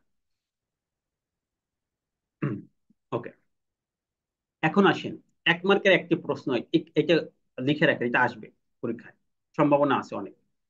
যে বর্তমানে ব্যক্তি রিটার্ন দাখিলের পদ্ধতি কয়টি, তার নাম লিখো। বা বর্তমান ব্যক্তি রিটার্ন দাখিলের পদ্ধতির নাম কি? এখন আমাদের পূর্বের আইনে 2টি পদ্ধতি ছিল, এখন আমাদের একটা পদ্ধতি যার নাম হচ্ছে স্বনির্ধারণী পদ্ধতি। তাহলে আমাদের ট্যাক্স রিটার্ন দাখিলের পদ্ধতির নাম কি? স্বনির্ধারণী পদ্ধতি। আবারও বলি, আমরা এখন শুধুমাত্র একটা পদ্ধতিতে ট্যাক্স রিটার্ন দাখিল করিতে পারবো, এটার নাম হচ্ছে স্বনির্ধারণী পদ্ধতি, সেলফ অ্যাসেসমেন্ট। পূর্বের আইনে কিন্তু দুইটা ছিল, যা বাতিল, এটা মনে রাখা যাবে না। তাহলে এখন পদ্ধতি কয়টা? একটা। এটা কোন ধারায় আছে? যে ব্যক্তি স্বনির্ধারিত পদ্ধতিতে রিটার্ন দাখিল করবে, এই ধারাটা মুখস্থ রাখবে, এটা মাস্ট। ধারা 170 এটা আসে। এখানে দুইটা ধারা আমি বলবো, কিছু কিছু ধারা আপনাদের একদম মুখস্থ রাখতে হবে, এটা নোট রাখেন, এটা মার্ক করেন, এটা কত পৃষ্ঠা আছে মার্ক করেন। এটা এটা হচ্ছে আপনাদের আহ 10 পৃষ্ঠা। এই 10 নম্বর পৃষ্ঠার শেষে এখন কয়েকটা প্রশ্ন আপনি বইতে মার্ক করেন, এখান থেকে আসে। তাহলে ব্যক্তি রিটার্ন দাখিলের পদ্ধতি হচ্ছে একটি। কয়টি পদ্ধতি? একটি পদ্ধতি, এটার নাম হচ্ছে স্বনির্ধারণী পদ্ধতি, সেলফ অ্যাসেসমেন্ট। আবারও বলি, পদ্ধতি হচ্ছে একটি, এটার নাম কি? স্বনির্ধারণী পদ্ধতি। এই একটা পদ্ধতিতে রিটার্ন দাখিল করতে পারবেন। এটা কোথায় বলা আছে? এটা বলা আছে 170 সেকশনে, যে আপনি স্বনির্ধারণী পদ্ধতিতে রিটার্ন দাখিল করতে বাধ্য। এই কথাটা বলা আছে যে স্বনির্ধারণী পদ্ধতিতে ব্যক্তি রিটার্ন দাখিল করতে বাধ্য। এটা কোথায় বলা আছে? সেকশন 170-এ। আর স্বনির্ধারণী পদ্ধতির এই ধারাটা, এই ধারাতে আপনি যে ধারার অধীনে রিটার্ন দাখিল করেন, এটা হলো 180। তো স্বনির্ধারণী পদ্ধতি কিন্তু উপরে লিখতে হয় না, লিখতে হয় ধারা, যে কোন ধারায় রিটার্ন সাবমিশন করেছেন, এটা ধারা হচ্ছে 180। তাহলে আমরা কোন ধারার আলোকে রিটার্ন দাখিল করি? 180 ধারায়। তাহলে এখন সকল রিটার্ন কোন ধারায় দাখিল করা হয়? 180। তাহলে এটা মনে রাখেন, যত রিটার্ন আমরা দাখিল করব, এটা ধারা কি কি লিখবো? 180, উপরে 180 লিখতে হবে। আগের সেকশন কিন্তু বাদ, নতুন আইনে 180 ধারা। তাহলে এই তিনটা, একটা হচ্ছে আমরা রিটার্ন দাখিল করি যে পদ্ধতিতে, এটার নাম স্বনির্ধারণী পদ্ধতি। 2 নম্বর প্রশ্ন হচ্ছে, আমরা যে স্বনির্ধারণী পদ্ধতিতে রিটার্ন দাখিল করব, এটা কোথায় বলা আছে, বা আমরা বাধ্য, এটা কোথায় বলা আছে? 170 সেকশনে বলা আছে। তাহলে আমরা রিটার্ন যে দাখিল করি, এটার উপরে কি লিখবো? ধারা কত লিখবো, যে কোন ধারায় আমরা রিটার্ন দাখিল করি।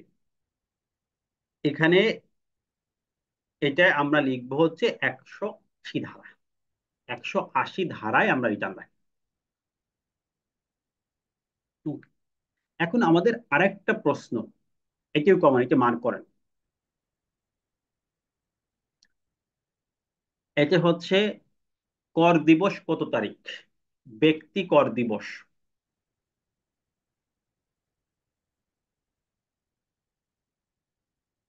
ব্যক্তি কর দিবস অর্থাৎ ব্যক্তি রিটার্ন দাখিলের শেষ দিন। দুই ভাবে প্রশ্ন আসতে পারে, কর দিবস কত তারিখ একটা প্রশ্ন হতে পারে, আহ আরেকটা প্রশ্ন হতে পারে কর দিবস কি।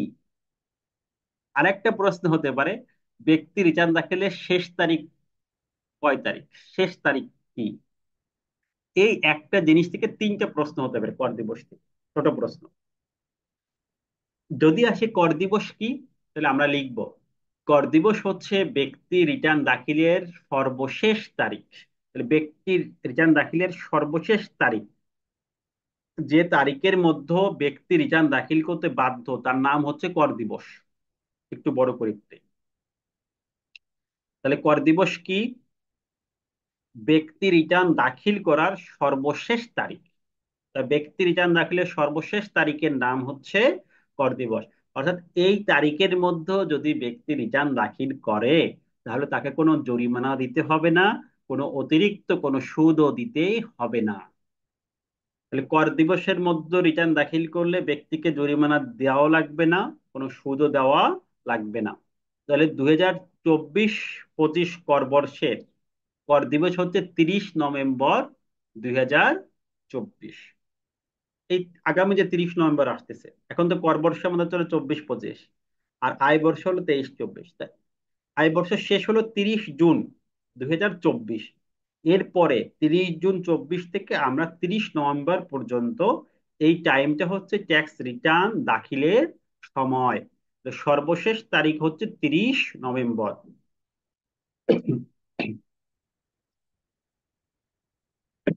এই সর্বশেষ তারিখকে আমাদের বলা হচ্ছে কর দিবস। তাহলে আবারও যদি রিপিট করি, যে ব্যক্তি রিটার্ন দাখিলের সর্বশেষ তারিখের নাম কি? কর দিবস। আর যদি এরকম আসে কর দিবস কত তারিখ, লিখতে হবে 30 তারিখ। ওকে, আমার মনে হয় এখানে আর কোনো প্রশ্ন নাই। এখন আরেকটা প্রশ্ন এবার আসতে পারে, এটা আগে ছিল না, যে কর দিবসের পরে কি রিটার্ন দাখিলের সুযোগ আছে, বা কর দিবস আর পরে কি একজন ব্যক্তি রিটার্ন দাখিল করলে কোন সেকশনে পড়বে। দুইটা প্রশ্ন। আপনি লিখবেন যে কর দিবসের পরেও একজন ব্যক্তি রিটার্ন দাখিল করতে পারে, মানে 30শে জুনের পরেও আমরা রিটার্ন দাখিল করতে কি পারি, আর 30শে নভেম্বরের পরে রিটার্ন দাখিল করতে পারি। তবে সেখানে সেকশন লিখতে হবে 174, ট্যাক্স দিতে হবে 174 ধারায়। এটা মনে রাখেন, আমরা যদি কর দিবসের মধ্যে রিটার্ন দাখিল করি তাহলে আমাদের ট্যাক্স হবে 173 ধারায়, কর দিবসের মধ্যে। মানে আমাদের কোনো জরিমানা নাই, সুদ নাই, জরিমানা সুদবিহীন যে ট্যাক্স, শুধু ট্যাক্সটা দিয়ে দিব, যা আসছে তাই দিব। এটার ধারা হচ্ছে 173। তাহলে সাধারণ ব্যক্তি কর দিবসের মধ্যে রিটার্ন দাখিল করলে কোন ধারায় ট্যাক্স পরিশোধ করবে? 173 ধারা। আবারও বলি, যদি কোনো ব্যক্তি কর দিবসের মধ্যে রিটার্ন দাখিল করে তাহলে কোন সেকশনে ট্যাক্স পরিশোধ করবে? 173 ধারায় ট্যাক্স পরিশোধ করবে। আর যদি কর দিবসের পরে সে রিটার্ন দাখিল করে, কর দিবস পার হয়ে গেছে, তখন তো সে রিটার্ন দাখিল করতে পারবে নাকি করবে না? পারবে। তখন সে ট্যাক্স দেবে 174 ধারায়, এই ধারাটায় 174। তাহলে আমাদের এখানে দুটো ধারা একটু নোট নেন। কর দিবসের মধ্যে রিটার্ন দাখিল করলে আমাদের ধারা 173, কর দিবসের পরে রিটার্ন দাখিল করলে ধারা 174। তাহলে কর দিবসটা কি? কর দিবস হচ্ছে রিটার্ন দাখিল করার শেষ তারিখ, সর্বশেষ তারিখ। ব্যক্তির ক্ষেত্রে এটা 30শে নভেম্বর, এটা মুখস্থ রাখেন। একবার এটা দেখেন যা বললাম, আবার দেখেন আপনি।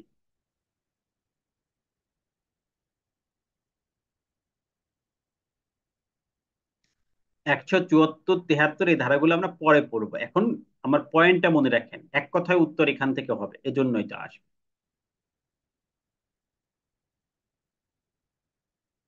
তাহলে এটা আমরা মোটামুটি পেয়ে গেলাম।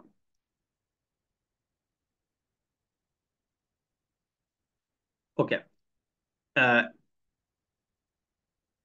এরপরে আমাদের 2024-25-এর জন্য আমাদের যদি এরকম প্রশ্ন আসে, 2024-25 আমরা কয় তারিখ রিটার্ন দাখিল করতে পারবো, এটা হচ্ছে 30 নভেম্বর 2024-এর মধ্যে রিটার্ন দাখিল করতে পারবো। তবে ইতিপূর্বে যারা কখনোই রিটার্ন সাবমিশন করে নাই, যারা প্রথমবার রিটার্ন সাবমিশন করবে, তাদের জন্য কর দিবস 30 জুন। এটা আপনি লিখেন, এটা পরীক্ষা আসতে পারে, যে ইতিপূর্বে যে ব্যক্তি কখনোই রিটার্ন দাখিল করে নাই তার জন্য কর দিবস কত তারিখ। সকলের জন্য কর দিবস কত তারিখ? 30 নভেম্বর। আর যারা ইতিপূর্বে রিটার্ন দাখিল করে নাই তার জন্য কর দিবস 30 জুন, অর্থাৎ পরবর্তী বছরে 30 জুন, 2025 সালে 30 জুন। তাহলে এখানে দুইটা প্রশ্ন কর দিবস নিয়ে, তিনটা, টোটাল তিনটা। যে 1 নম্বর কর দিবস কি, আমরা লিখব যে কর দিবস হচ্ছে রিটার্ন দাখিলের, ব্যক্তি রিটার্ন দাখিলের শেষ তারিখ। কর দিবস কত তারিখ, লিখব 30 নভেম্বর। যে ব্যক্তি ইতিপূর্বে এখনো পর্যন্ত কোনো রিটার্ন দাখিল করেনি তার জন্য কর দিবস 30 জুন। এই সংক্ষিপ্ত প্রশ্নগুলো এখানে হয়ে যাচ্ছে।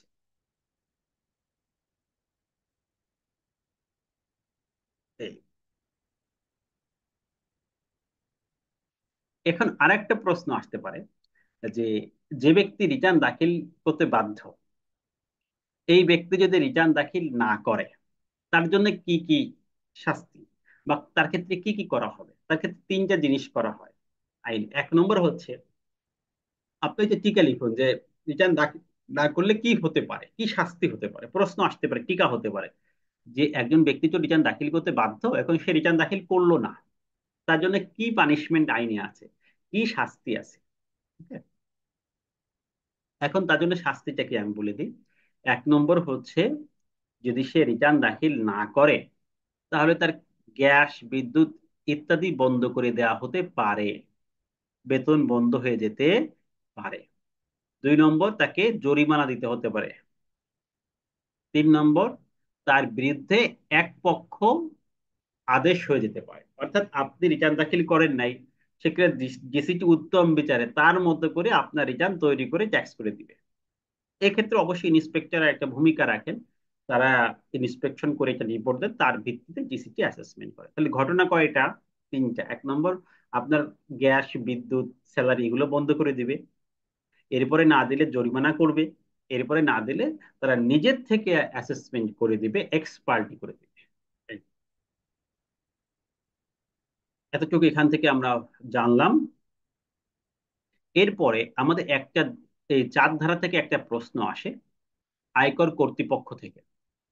এই চার ধারা থেকে সব সময় যে প্রশ্নটা এসেছে যে কর পরিদর্শক আয়কর কর্তৃপক্ষ কিনা। তা আয়কর কর্তৃপক্ষের এখানে একটা লিস্ট দেওয়া আছে। এই লিস্টের সর্বশেষ ব্যক্তি হচ্ছে কর পরিদর্শক। এই সার্কেলে একজন কর পরিদর্শক থাকে, ইন্সপেক্টর। তিনি আয়কর কর্তৃপক্ষের অন্তর্ভুক্ত, কারণ তিনি কি করেন? মানুষের ইন্সপেকশনে যান, দেখেন তার বিল্ডিংটা কয়তলা, কত স্কোয়ার ফিট, এরকম। এটাও কিন্তু সে যে একটা তার তদন্ত করতেছে, আহ, তারপরে স্বতন্ত্র রিপোর্ট সাবমিশন করছে, এই কাজগুলো কিন্তু একটি কর্তৃপক্ষের কাজ। এর বাহিরে সার্কেলে দেখবেন আরো লোক থাকে, যেমন একজনের লিখেন, টাইপিং করেন, স্টানো বলি আমরা, এই স্টানো কর কর্তৃপক্ষ না, ষাট লিপিকার। এরপর হচ্ছে উচ্চমান সহকারী, এরা কর কর্তৃপক্ষ না। এরা আপনার বিরুদ্ধে কোনো অ্যাকশন নিতে পারে না, এরা কর কর্তৃপক্ষ না। তাহলে কর কর্তৃপক্ষ কারা? একদম এই ইন্সপেক্টর আছে, এর উপরে আছে উপকর কমিশনার, ঠিক আছে? এরাও কর কর্তৃপক্ষ, উপকর কমিশনার। এর আছে যুগ্ম কমিশনার, এর আছে কর কমিশনার। এই কর কমিশনারের মধ্যে অতিরিক্ত কর কমিশনার থাকে, এটা জানেন, তিনি না থাকলে অতিরিক্তরা দায়িত্ব পালন করে। এই কমিশনার না থাকলে সহকারী কমিশনার দায়িত্ব পালন করেন, অতিরিক্ত সহকারী দায়িত্ব পালন করেন, ঠিক আছে?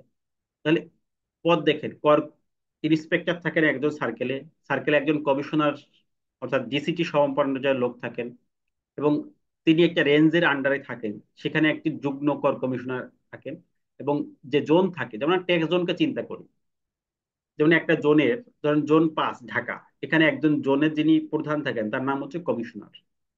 এবং এই জোনে কয়েকটা রেঞ্জ আছে, এই রেঞ্জে যারা প্রধান থাকেন তার নাম হচ্ছে যুগ্ম কমিশনার। এরপরে যে সার্কেল আছে, সার্কেলে যে প্রধান থাকেন তার নাম কি? কর কমিশনার। আর নিচে যিনি থাকেন সার্কেলে একজন ইন্সপেক্টর থাকেন, তিনিও কর কর্তৃপক্ষ। এর উপরে যারা আছে সব এনবিআর এর কর্মকর্তা, জাতীয় রাজস্ব বোর্ড, মুখ্য কমিশনার, মহাপরিচালক, পরিদর্শক, অ্যাপিল, বৃহৎ করদাতা ইউনিট, মহাপরিচালক প্রশিক্ষণ, গোয়েন্দা, এগুলো সব হচ্ছে কর কর্তৃপক্ষ। এগুলো দেখলেই বুঝতে পারবেন এরা কর কর্তৃপক্ষ। কনফিউশন লাগে শুধুমাত্র ইন্সপেক্টর নিয়ে। তাহলে আমরা জানলাম ইন্সপেক্টরও কর পরিদর্শক। তাহলে আজকে যে যতটুকু আলোচনা হলো এতক্ষণ পর্যন্ত, এখান থেকে কিন্তু আমাদের কয়েকটি প্রশ্ন আসার সম্ভাবনা আছে। অনেক বিষয়গুলো কিন্তু আমরা শিখলাম। এখন আমাদের 2024-25-এর ট্যাক্সের হিসাবটা শিখতে হবে। কারণ আমাদের এখানে যে প্রশ্নগুলো আসবে তার মধ্যে একটি পার্ট থাকবে, নেক্সট ক্লাসের শীট আমাদের দেওয়া আছে। আমরা এই সমস্ত যে কথাগুলো আছে এগুলো আমরা চ্যাট বক্সে না লিখি, কারণ আমি কিন্তু আপনার ভয়েসে প্রতিদিন বলে দিই যে আজকে আমাদের কি কি আছে, কি কি দেওয়া আছে, সবগুলো আমি কনফার্ম করি। এখন আমরা এরপরে ট্যাক্স ক্যালকুলেশনটা, এটা আমাদের শিখতে হবে। এরপর একদম টপিক ওয়াইজ আমরা অগ্রসর হবো, যেটা আমাদের প্রয়োজন। এরপরে আমাদের আসবে রেয়াত ক্যালকুলেশন। তা আমরা ট্যাক্স ক্যালকুলেশনটা আজকে শিখবো, নেক্সট ক্লাসে আমরা ট্যাক্স রেয়াত রিবেট দিয়ে শুরু করবো। এটা আমাদের চ্যাপ্টার 4-এ আছে। চ্যাপ্টার 2টা আমরা একটু পরে পড়বো, লাস্টের দিকে পড়বো।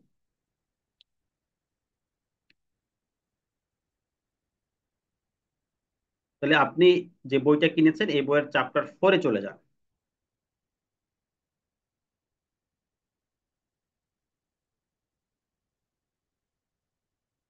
এখান থেকে 1 নম্বর যে প্রশ্ন আসে যে আয়কর আইনে আয়ের খাত কয়টি। আমাদের বর্তমান যে ট্যাক্স আইন 2023 সাল, এবং এর আগে যে 1984 সাল ছিল, সব জায়গায় আয়ের খাত হচ্ছে 7টি। এর বাইরেও আয়ের খাত আছে, কিন্তু ত্রিধারা অনুযায়ী আয়ের খাত হচ্ছে 7টি। আপনার যদি পরীক্ষায় আসে মোট আয়ের খাত কিন্তু 10টি আছে, কিন্তু আপনাদের লিখতে হবে কিন্তু পরীক্ষার খাতায় 7টি। কয়টা লিখবো?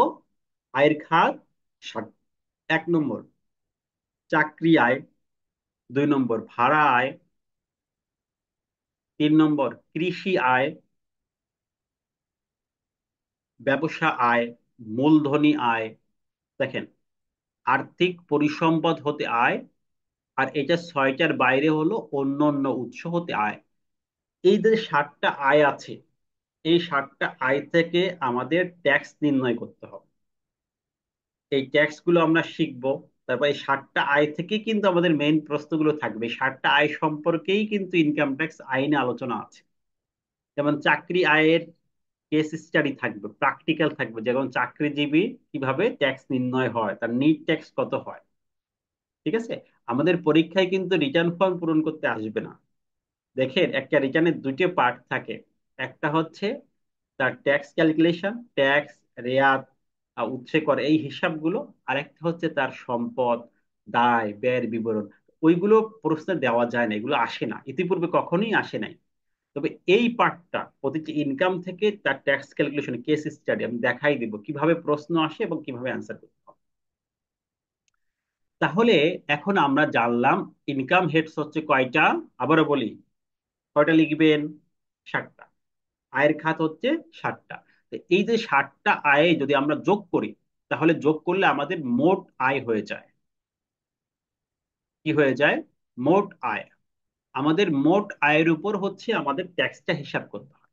তাহলে আমরা ধরেন এই 7টা আয় থেকে একজন ব্যক্তির কোনো হেডস থেকে 10 লাখ, কোনো হেডস থেকে 5 লাখ ইনকাম করে 20 লাখ ইনকাম করে, এই 20 লাখ ইনকামের উপরে আমাদের ট্যাক্স হিসাব করতে হবে।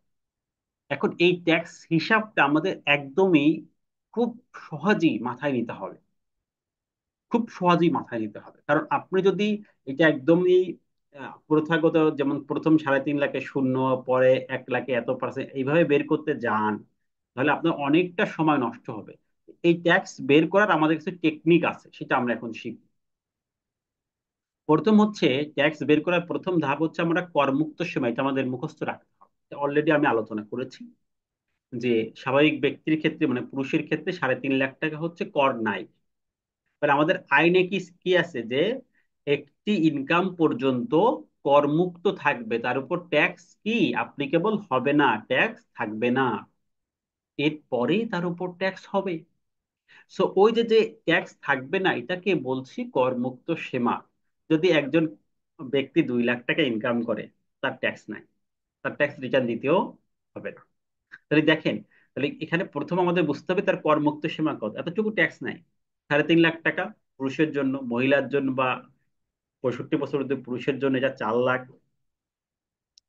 প্রতিবন্ধীর জন্য এটা 4,75,000, গেজেটভুক্ত যুদ্ধত মুক্তিযোদ্ধার জন্য 5 লাখ। এটা কি করমুক্ত সীমা।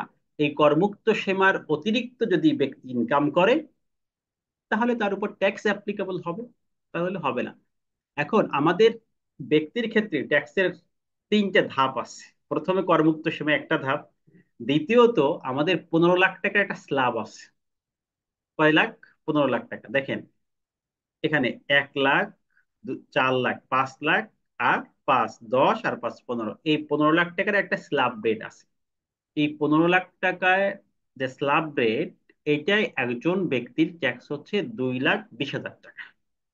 তাহলে 15 লাখ যদি একজন ব্যক্তির ইনকাম হয় করমুক্ত সীমার পরে, তার ট্যাক্স হবে 2,20,000। তা আমাদের এই স্ল্যাব রেটটা বুঝতে হবে।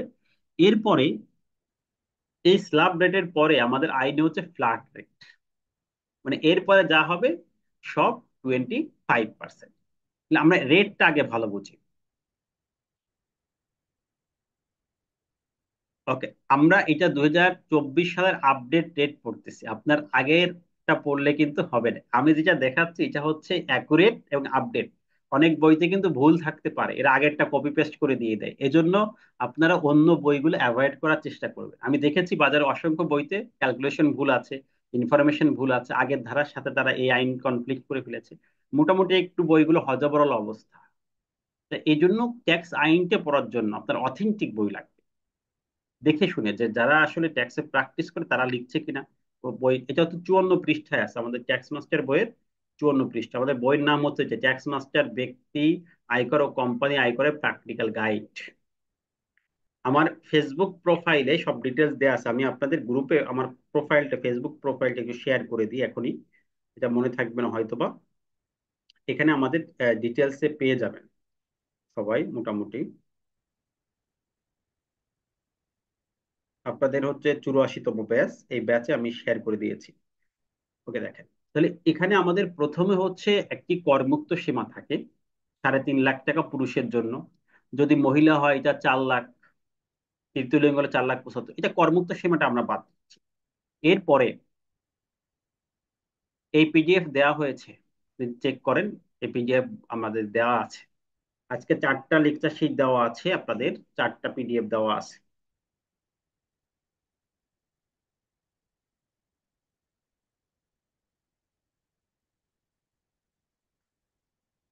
এই 15 লাখ যে স্ল্যাব রেট, কি বললাম, 15 লাখ টাকা স্ল্যাব, এর প্রথম 1 লাখ 5% ট্যাক্স, তাহলে ট্যাক্স হয় কত? 5,000।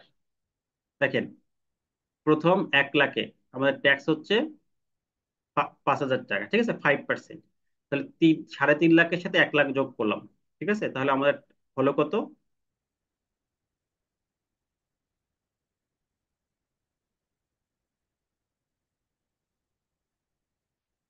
এটা ইউজ করি, এদিকে খেয়াল করেন।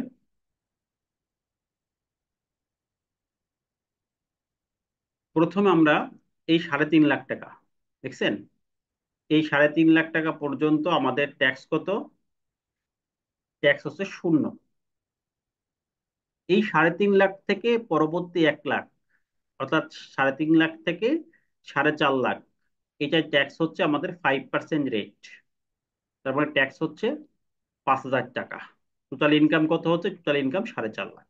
তাহলে এই ফিগারটা মনে রাখেন যে 4.5 লাখে ট্যাক্স হয় আমাদের কত টাকা? 4.5 লাখে ট্যাক্স হয় 5,000 টাকা। এটা মনে রাখেন, 4.5 লাখে ট্যাক্স হয় 5,000 টাকা। এই ফিগারটা মনে রাখাটা জরুরি। ওকে, এই 4.5 লাখ পর্যন্ত শেষ, এটা কিন্তু স্ল্যাব, মানে যে সিঁড়িতে উঠে গেছেন ওটা শেষ। এই ধাপ শেষ, এই ধাপের আর কোনো ক্যালকুলেশন আপনার মাথায় রাখাই লাগবে না। এই 4.5 লাখের পরবর্তী 4 লাখ, পরবর্তী কত লাখ? 4 লাখ। তাহলে 4.5 লাখ আর 4 লাখ টোটাল কত হয়? 8.5 লাখ। এই 4 লাখে ট্যাক্স হচ্ছে 10% রেট, তাহলে ট্যাক্স হচ্ছে 40,000 টাকা। ক্লিয়ার? এই 4 লাখে ট্যাক্স হচ্ছে 40,000। তো টোটাল আমাদের যদি 8.5 লাখ টাকা ইনকাম করে, তার ট্যাক্স হচ্ছে 45,000। এটা মনে রাখেন এই পয়েন্টটা। 8.5 লাখ ট্যাক্স 45,000, 4.5 লাখ ট্যাক্স 5,000। এই 8.5 থেকে পরবর্তী 5 লাখ, এই পরবর্তী 5 লাখে তার ট্যাক্স রেট হচ্ছে 15%। 15%-এ কত হয়? 5 15 75,000। এখন দেখেন, আগে ছিল 45,000 আর 75,000, ট্যাক্স হয়ে গেছে 1,20,000, আর ইনকাম হয়েছে 8.5 লাখ আর 5 লাখ, 13.5 লাখ। তাহলে আমরা এই কথা বলতে পারি যে একজন ব্যক্তির 13.5 লাখ টাকার ইনকামে আমাদের ট্যাক্স হচ্ছে 1,20,000।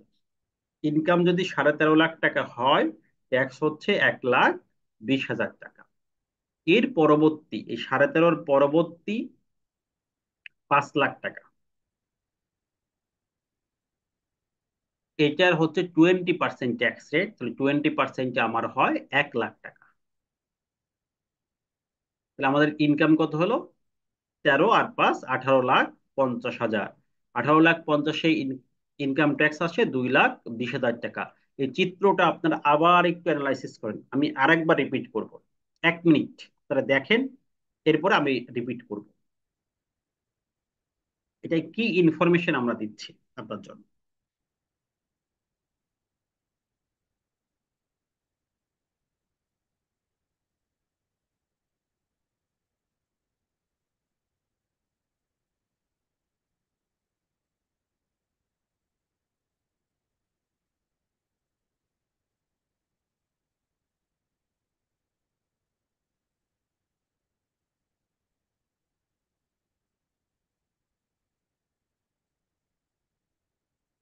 1 নম্বর পয়েন্ট হচ্ছে, আমরা একটা করমুক্ত সীমা দেখেছি, সবাই মোটামুটি আমরা জানি যে পুরুষের ক্ষেত্রে এটা 3.5 লাখ টাকা পর্যন্ত করমুক্ত, কোনো ট্যাক্স নাই। ক্লিয়ার? এরপরে বাকি 15 লাখ, দেখেন, প্রথমে 1 লাখে 5,000 টাকা ট্যাক্স, পরবর্তী 4 লাখে 40,000 ট্যাক্স, পরবর্তী 5 লাখে 75,000 ট্যাক্স, পরবর্তী 5 লাখে 1 লাখ ট্যাক্স। টোটাল আমাদের ধাপ হচ্ছে 15 লাখ। ট্যাক্স যোগ করলে আমাদের ট্যাক্স হয় 2,20,000।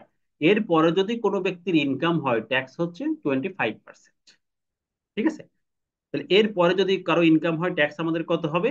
রেট হচ্ছে ফ্ল্যাট। তখন আর থাকে না, তখন ট্যাক্স ডিরেক্টলি ফ্ল্যাট, 25%।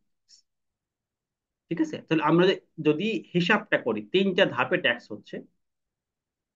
1 নম্বর হচ্ছে করমুক্ত সীমা। পুরুষের ক্ষেত্রে আমরা দেখেছি 3.5 লাখ টাকা।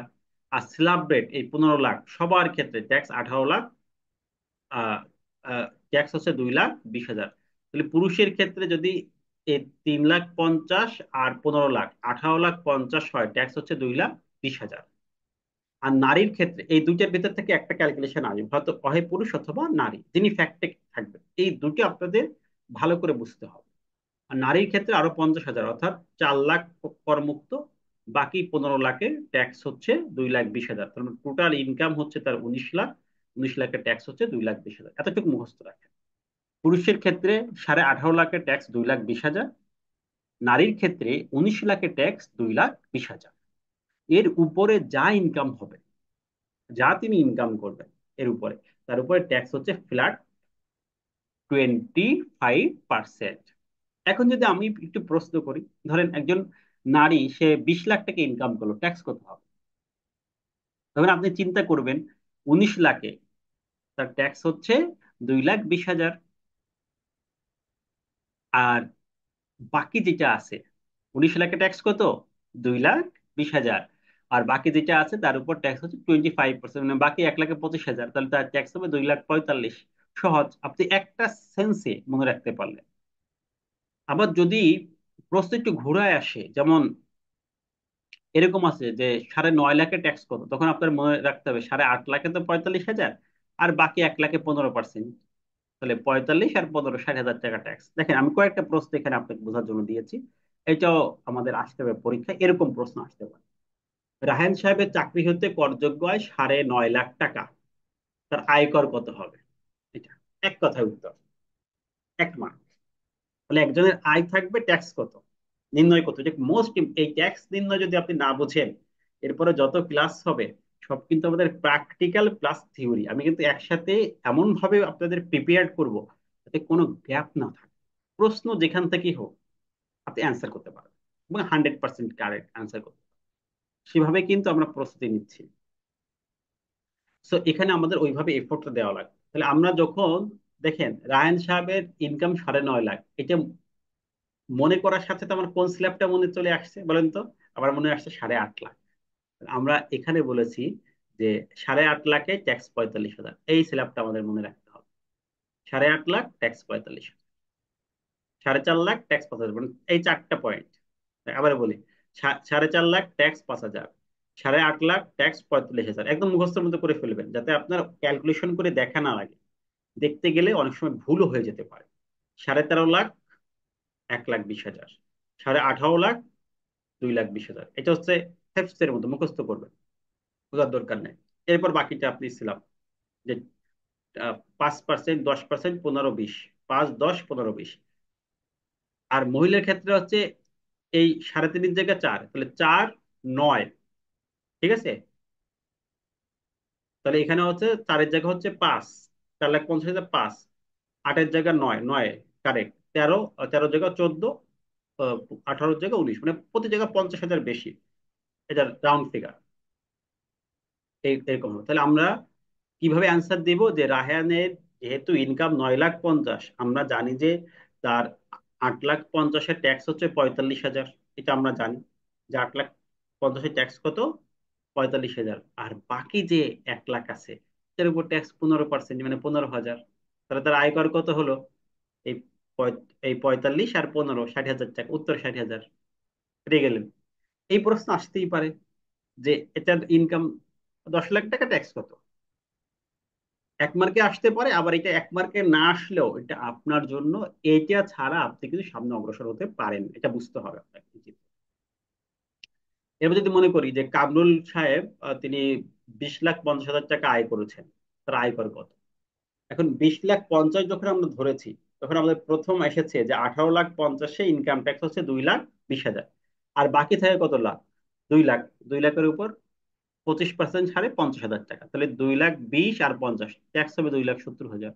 আমি এই প্রতিটা ব্যাখ্যা দিয়ে দিয়েছি যাতে আপনারা সহজে বুঝতে পারেন। এরকম কোনো বইতে নাই যে ব্যাখ্যা দিয়ে প্রতিটা পয়েন্ট নিজের ভাষায় বোঝানো আছে। আইন বিধি, এটা পড়ে আপনার উপকার হবে বলে আমার বিশ্বাস হয়। এজন্য যদি আপনার বই কিনতে হয়, এই বইটা কিনবেন, ট্যাক্স মাস্টার। এটা আপনার ব্যক্তি জীবনে, ট্যাক্স যারা শিখবেন প্র্যাকটিশনাল জীবনে, এটা ইনশাল্লাহ কাজে লাগবে। আমি সেইভাবে লেখার চেষ্টা করেছি, এটার প্রতি এফোর্ট দিয়েছি, গবেষণামূলক এখানে লেখা পাবেন ইনশাল্লাহ। এবং এই যে স্ল্যাব রেট, যে সিস্টেমে ট্যাক্স ক্যালকুলেশন করা যায়, এটাও কোনো বইতে পাবেন না। আপনি খোঁজ করে দেখতে পারেন সব বই যেগুলো কিনেন আপনি বাজার থেকে। হুম। তাহলে আমাদের এটা আমরা করতে হবে। আহ, এরপর আরেকটা প্রশ্ন আমরা দেখি, 3 নম্বর প্রশ্ন আমরা দেখি। এখানে দুইটা প্রশ্ন আমরা উল্লেখ করেছি। Okay.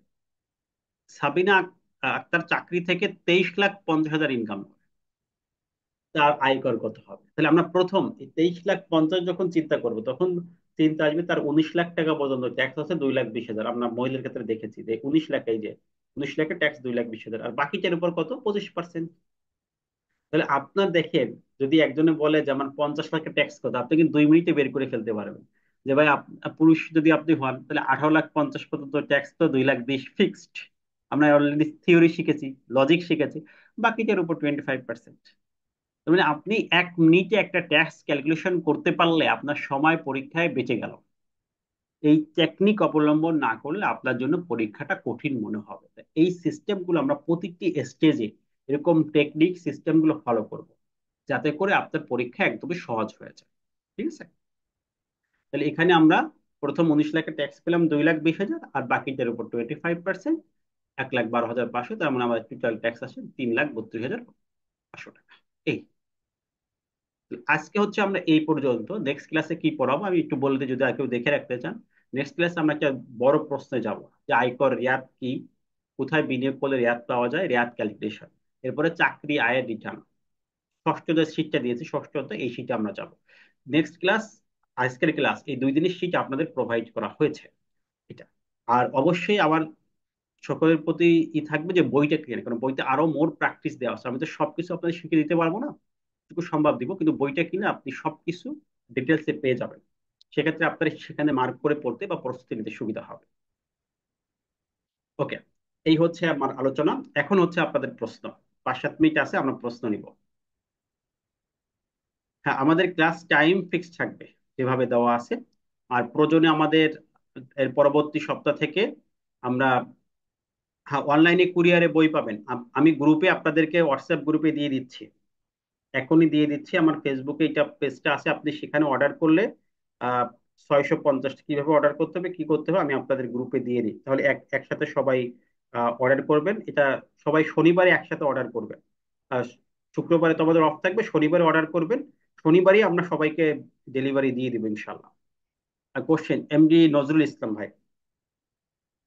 আসসালামু আলাইকুম। হ্যাঁ, ওয়ালাইকুম আশা করি আসসালাম। ভালো আছেন। এটা হচ্ছে আমরা যারা আজকে প্র্যাকটিক্যাল প্রথমত কোশ্চেন করার আগে আপনার একটু বলবেন যে ক্লাসটা আপনার কি লেগেছে, কোনো অসুবিধা আছে কিনা। কারণ এই পরবর্তী ক্লাস তো আমি করাবো, সেক্ষেত্রে আমি একটু মূল্যায়নটা পাবো। স্যারকে অসংখ্য ধন্যবাদ। আলহামদুলিল্লাহ, আল্লাহ শুকরিয়া আদায় করি। স্যার যেভাবে পড়াচ্ছেন, এটা আমাদের মানবিক প্রস্তুতি একদম হয়ে যাচ্ছে, এটা আমার ধারণা। যেটাকে আলটিমেটলি আমাদের পরীক্ষা লিখার ক্ষেত্রে, মনে রাখার ক্ষেত্রে, যেহেতু আইনের বিষয়, আসলে বাস্তবে দেখা যায় যে আইনের ভাষায় করতে গেলে মনে থাকে না। কিন্তু সেটা যদি আমার লিখতে হয়, সেটা যদি আমি নিজের ভাষায় লিখি, স্যার আলহামদুলিল্লাহ, স্যার আমরা দোয়া করি আমার, আলহামদুলিল্লাহ আমার খুব ভালো লাগছে। আশা করি এখানে যারা যুক্ত আছেন, সেটা আমার সাথে সবাই পছন্দ করবেন। আমরা যে পড়ার যে আমাদের যে ইয়েটা দিচ্ছেন, যে স্টাইলটা দিচ্ছেন মনে রাখার জন্য, মানে সর্বোপরি টোটালি সংক্ষিপ্ত সময়ের মধ্যে আমি যাতে প্র্যাকটিক্যালি এটা বুঝতে পারি এবং পরীক্ষা লিখতে পারি, এই ধরনের একটা জিনিস হচ্ছে। হ্যাঁ, আলহামদুলিল্লাহ, আল্লাহ শুকরিয়া আদায় করি। আর স্যার আমি একটু স্যার বলতে, আমাদের মূলত ট্যাক্স এর মানে আমরা বুঝতে পেরেছি যে আমাদের যে ট্যাক্স যে একটা এইচটি বেসের প্র্যাকটিস ক্লাস, এটাতেও আমি ছিলাম, আরেকটা বেসেও ছিলাম। তো স্যার হুম। প্র্যাকটিক্যাল ক্লাসের ইয়ে ওইটা তো ওইটাতে তো আমি আছি এবং এটাতে ভর্তি হয়েছি। তো না, এখনো ওটার সাথে প্র্যাকটিক্যাল। কনফ্লিক্ট করবে না ওইভাবে। আমরা এই আপনাদের শিডিউলটা, প্র্যাকটিক্যাল ক্লাসের শিডিউলটা আমরা একটু চেঞ্জ করব, ঠিক আছে? আচ্ছা আর স্যার এমনি আমার সাথে স্যার একটু আমার ব্যক্তিগত একটু ইয়ে ছিল, আমার সাথে একটু ডিরেক্টলি কথা বলতে পারলে ভালো হতো আর কি যদি। ওকে, ঠিক আছে। মানে উবার ফোনে কথা বলতে পারেন অথবা সরাসরি আপনি অফিসে আসতে পারেন, সমস্যা নেই। এটা চট্টগ্রামে একটু ওভার ফোনেই কথা বলবো। হ্যাঁ, তাহলে উবার ফোনে আপনি কথা বলেন, সমস্যা নেই। আচ্ছা, থ্যাংক ইউ স্যার, ধন্যবাদ। সালাম আলাইকুম। ওয়ালাইকুম আসসালাম। এরপরে আমাদের অনেকেই হ্যান্ড রাইজ করছেন।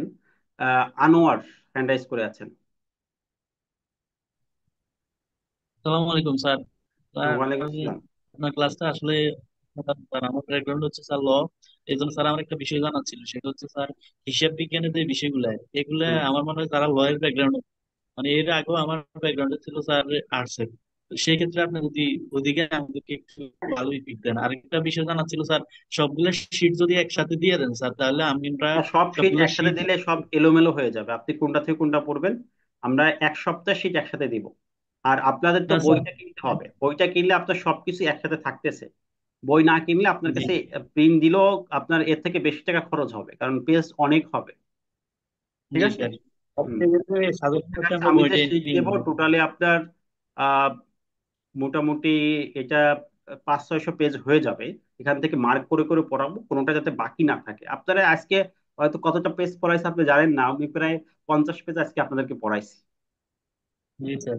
ঠিক আছে? এজন্য আপনি বইটা নিবেন। বইটা না নিলে এটা দেখবেন যে ওই শীট প্রিন্ট দিতে ভুলে গেছেন, তারপর আহ লিটনের দোকানে বইটা আছে, আমাদের কাছে অর্ডার দিলে আপনি 50 টাকা কম পাবেন। ঠিক আছে, অনলাইন দিতে তাহলে পারেন স্যার আমাদের অফিস, যে লিটনের আমাদের পাবলিকেশন সবাইকে আমাদের অফিস তো কাছাকাছি কাকরাইলে।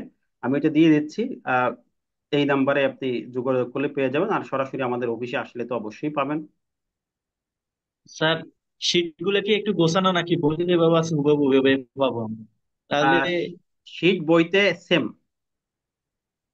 তাহলে তো বই কিনলে হয়ে যাচ্ছে স্যার, হ্যাঁ, তাহলে তার শীট আর শীট বইয়ের পার্থক্য ওভাবে নাই। ব্যবস্থা করা যাবে। জি স্যার, জি থ্যাংক ইউ স্যার। ওকে। এরপর সাইদ আব্দুল মমিন। আসসালামু আলাইকুম স্যার। বইটার জন্য আগে বিকাশ করা লাগবে, আমরা তো ওরকম প্রফেশনাল, আগে যারা বিকাশ করে তাদেরকে আমরা কুরিয়ারে পাঠাই দিই। তো এখানে আমি স্যার লিংক দিয়ে আসসালামু দিচ্ছি আলাইকুম। গ্রুপে। হ্যাঁ, ওয়ালাইকুম আসসালাম। স্যার আমাদের চাকরির ক্ষেত্র হইলো তিন ধরনের, একটা হলো সরকারি, আর একটা হলো অটোনোমাস, আর একটা হইলো প্রাইভেট।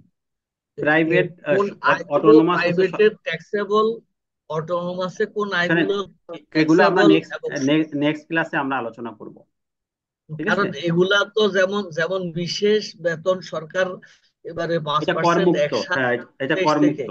এটা হুম। কর মুক্ত। হুম। কারণ এখানে বলা আছে যে যেই যেই বেতন না, করে ভাই অন্যান্য এগুলো ভাতা বিষয় আজকে আমাদের ক্যালকুলেশন আলোচনার করা বিষয় হয়। না, আমরা একটু আলোচনার বিষয় থাকি। প্রশ্নগুলো আমাদের নেক্সট ক্লাসে চাকরি হ্যাঁ আয় স্যার। আমরা পড়বো, সেই ওই দিন আমরা আলোচনা করব, হ্যাঁ, ঠিক এই আছে? তিনটা স্যার একটু ডিফারেন্স করে দিবেন যে হ্যাঁ হ্যাঁ, এই এই ইনশাল্লাহ এই এই ইনশাল্লাহ। আয়ের ক্ষেত্রে এগুলো ট্যাক্সেবল, এই আয়ের আজকের ক্ষেত্রে যে এই ক্লাস হয়েছে, ট্যাক্সেবল, এইগুলো এই এই ক্লাসটা আপনি ট্যাক্সেবল। বুঝতে পারছেন কিনা, আমি 1 মিনিটে বলি, আজকের ক্লাসটা আপনি বুঝতে পারছেন কিনা বা কোনো সমস্যা হয়েছে কিনা? না বুঝতে পারছি স্যার, আমি অনেক আগে হইতে প্র্যাকটিস করি তো জানি অনেক কিছু, ও, হয়তো দুই একটা পয়েন্ট আপনারা মাঝে মাঝে বিরক্ত করি স্যার।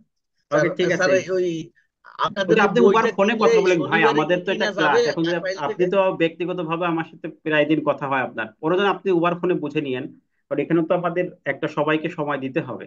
না বইটা কিনতে কি আর বইতে ডিটেলস একদম স্পেসিফিক সব লেখা আছে, আপনি একটু পড়লে সব বুঝতে পারবেন একদম এক্সাম্পল দিয়ে। কিনা না, বইটা কিনবো স্যার, বইটা কিনতে কি শনিবারে কাকরাইল খোলা থাকবে? হ্যাঁ কাকরাইল অফিস? থাকবে, আমাদের শুক্রবারও কাকরাইল খোলা থাকে, সমস্যা নেই। এরপর হচ্ছে মাহবুবুল আলম।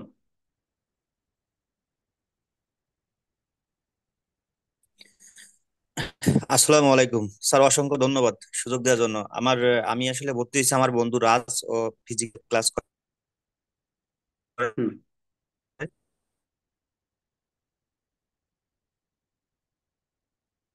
তো আপনার ক্লাস আসলে অসংখ্য ভালো। আমাদের যে ভিডিও সমস্যা থাকে বা আমাদের অনেক সময় বিদ্যুৎ থাকে না, তো আমরা যদি রেকর্ড ক্লাসটা যদি পাই রেকর্ড ক্লাস গ্রুপে, পাবেন, এটা তো বলা তাহলে আমাদের হয়েছে জন্য খুব যে সুবিধা হবে। আপনারা সবাই না রেকর্ড ক্লাস পাবে। স্যার, আমার ভয়েসটা দেখেন, সবকিছু বলা আমি তো আছে। আসলে জানি না স্যার, আমি সরি, আমি হ্যাঁ, যদিও হ্যাঁ, জানি না।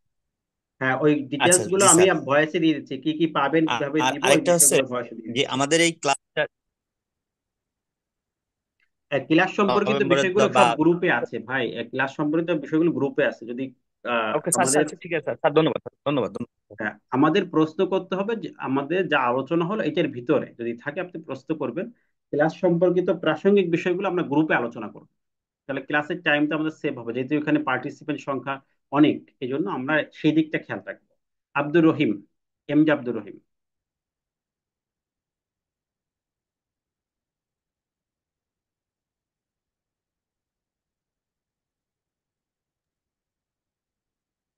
হ্যাঁ, প্লিজ বলুন। জি, আসসালামু আলাইকুম স্যার। হ্যাঁ, ওয়ালাইকুম আসসালাম। স্যার আপনার স্যার আপনি আমি হচ্ছে আপনার করোনা স্টুডেন্ট 17 ব্যাচের করোনার সময়। আহ, তারপর থেকে ট্যাক্স নিয়ে কাজ করি নাই, ওই আপনার তখন থেকেই ওই ওখান থেকে আর হ্যাট নিয়ে কাজ করতাম, তো এখন ভাবছি যে ট্যাক্স নিয়েও আমি কাজ করব। তো এই জন্য আপনার ক্লাসে জয়েন করা, তো অনেক ভালো লাগছে।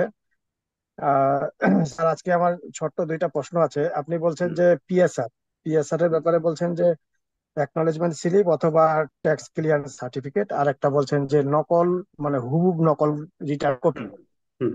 তো এই ব্যাপারে এটা স্যার, মানে ব্যাংকে এটা আমি ফেস করছি, এটা মানতেছে না, মানে নকল কপিটা যে হুবহু পিএসআর এ কাজ করবে, এটা আমরা কি রেফারেন্স বলতে পারি? এটা আমার পরিপত্রে দেওয়া আছে।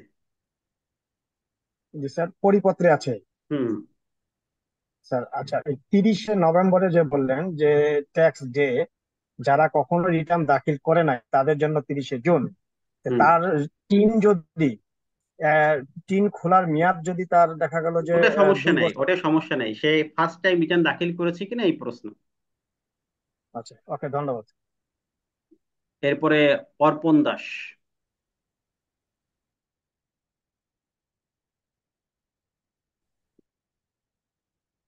আপনি আনমিউট করে প্রশ্ন করেন।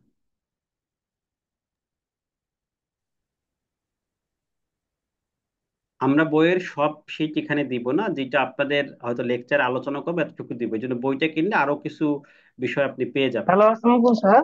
হ্যাঁ, ওয়ালাইকুম আসসালাম। জি স্যার, এখানে পিএসআর এর যে এটা আমি ঠিকভাবে বুঝিনি। এটা এই যে তিন ধরনের যে কথা বলা আছে, ইএসআর বলতে এটার মধ্যে আপনার কি বলতে এটার পারবেন? মূল উদ্দেশ্য রিটার্ন দাখিলের প্রমাণপত্র, আপনি যে রিটার্ন দাখিল করেছেন এর প্রমাণটা হ্যাঁ কি। হ্যাঁ, জি স্যার। তখন তো আপনার একটা কপি দিবে যে এটা হচ্ছে রিটার্ন দাখিলের প্রমাণ। তখন সে সে জি জি জি। হচ্ছে বলবে যে তাহলে রিটার্নের সাথে যে অ্যাকনোলেজমেন্ট কপি এনেছেন এই কপিটা দেন, অথবা আপনি হ্যাঁ এটা দেন। এইগুলো হচ্ছে পিএসআর আর কি, হ্যাঁ, সার্টিফিকেট দেন। কপি। তারপরে তারপরে তারপরে তিন ধরনের যেটা, এটা হচ্ছে গিয়া একনোলজিক্যাল কপি, তারপরে আরেকটা স্যার, সার্টিফিকেট, আরো দুইটা। আরটা হ্যাঁ, সার্টিফিকেট। সার্টিফিকেট। হ্যাঁ, হুম। আর একটা হচ্ছে আপনার রিটার্নের নকল কপি, নকল কপি। আচ্ছা আচ্ছা, ধন্যবাদ স্যার। ওকে। এরপর রাজন আহমেদ।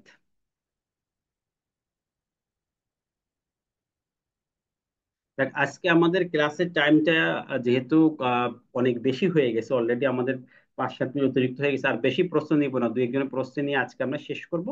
নেক্সট ক্লাসের শুরুতে আপনারা, নেক্সট ক্লাসের আগে আমি রেকর্ডেডটা দেওয়ার চেষ্টা করব, আপনারা রেকর্ডেডটা দেখেন, দেখার পরে যদি না বুঝতে পারেন আর প্রয়োজনে আপনি আজকের যে প্রশ্নগুলো আছে গ্রুপে, হ্যাঁ গ্রুপে লিখলে, যদি না বুঝতে পারেন আমি গ্রুপে ভয়েসের মাধ্যমে অ্যান্সার গুলো দিয়ে দিব, যার যার প্রশ্ন আছে গ্রুপে লিখলে অ্যান্সার গুলো দিয়ে দিব।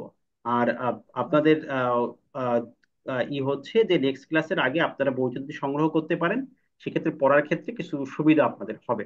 অনেকে সংগ্রহ করেছেন আমি জানি, যারা বাকি আছেন। আর যদি আপনি না নিতে চান বই, সমস্যা নেই, আপনি যে শিটগুলো আছে এই শিটগুলোকে প্রতিদিন প্রিন্ট দিয়ে তারপর আমাদের কাছে করবেন। আর ক্লাস ডেট সবকিছু আমি গ্রুপে ইনশাল্লাহ জানিয়ে দেবো আপনাদের, কবে কবে ক্লাস হবে। হয়তোবা একটা দিন ক্লাস বাড়তে পারে আগামী সপ্তাহ থেকে, ঠিক আছে। এখন আসসালামু আলাইকুম ওভারঅল, স্যার। হ্যাঁ, হ্যাঁ, বলেন প্লিজ। স্যার আয়কর অর্থায়ন 2023 আমাদের শীটে আপনি যে শীটটা প্রথমটা দিয়েছেন, এটা কিন্তু 24। তো হ্যাঁ, 24, 24 করতে হবে আমাদের, 24 আপডেট আছে বইতে, 24 আছে update। 24টা কি আপডেট আছে স্যার হ্যাঁ, এই হ্যাঁ, শীটে? আছে। আচ্ছা আচ্ছা স্যার, আজকের এই যে 4টা শীট ছিল, ওই শীট গুলো আমি বইতে পাই নাই। না, গ্রুপে দেয়া হয়েছে, যেহেতু আমি দেখতেছি গ্রুপে আছে 4টে। আপনি যদি না স্যার পেয়ে একটু থাকেন, হয়তো বা পরে জয়েন করেছেন, আমি আবার দিচ্ছি। স্যার একটু একটু চাপ। দেওয়া ওকে, ঠিক যাবে? আছে। আবার আবার দিতে হবে রিভিউ। ঠিক আছে, তাহলে সবাই ভালো থাকবেন, সুস্থ থাকবেন। নেক্সট ক্লাসে আবার দেখা হবে। আর ক্লাস সংখ্যা আপনাদের বাড়ানো যায় বা কোন কোন দিন, এটা আমরা আরো স্পেসিফাই করে নেক্সট শনিবারে আপনাদেরকে দিয়ে দিব ইনশাল্লাহ। ঠিক আছে, সে পর্যন্ত সবাই ভালো থাকবেন সেই আশা রেখে আজকে শেষ করছি। আসসালামু আলাইকুম রহমতুল্লাহ।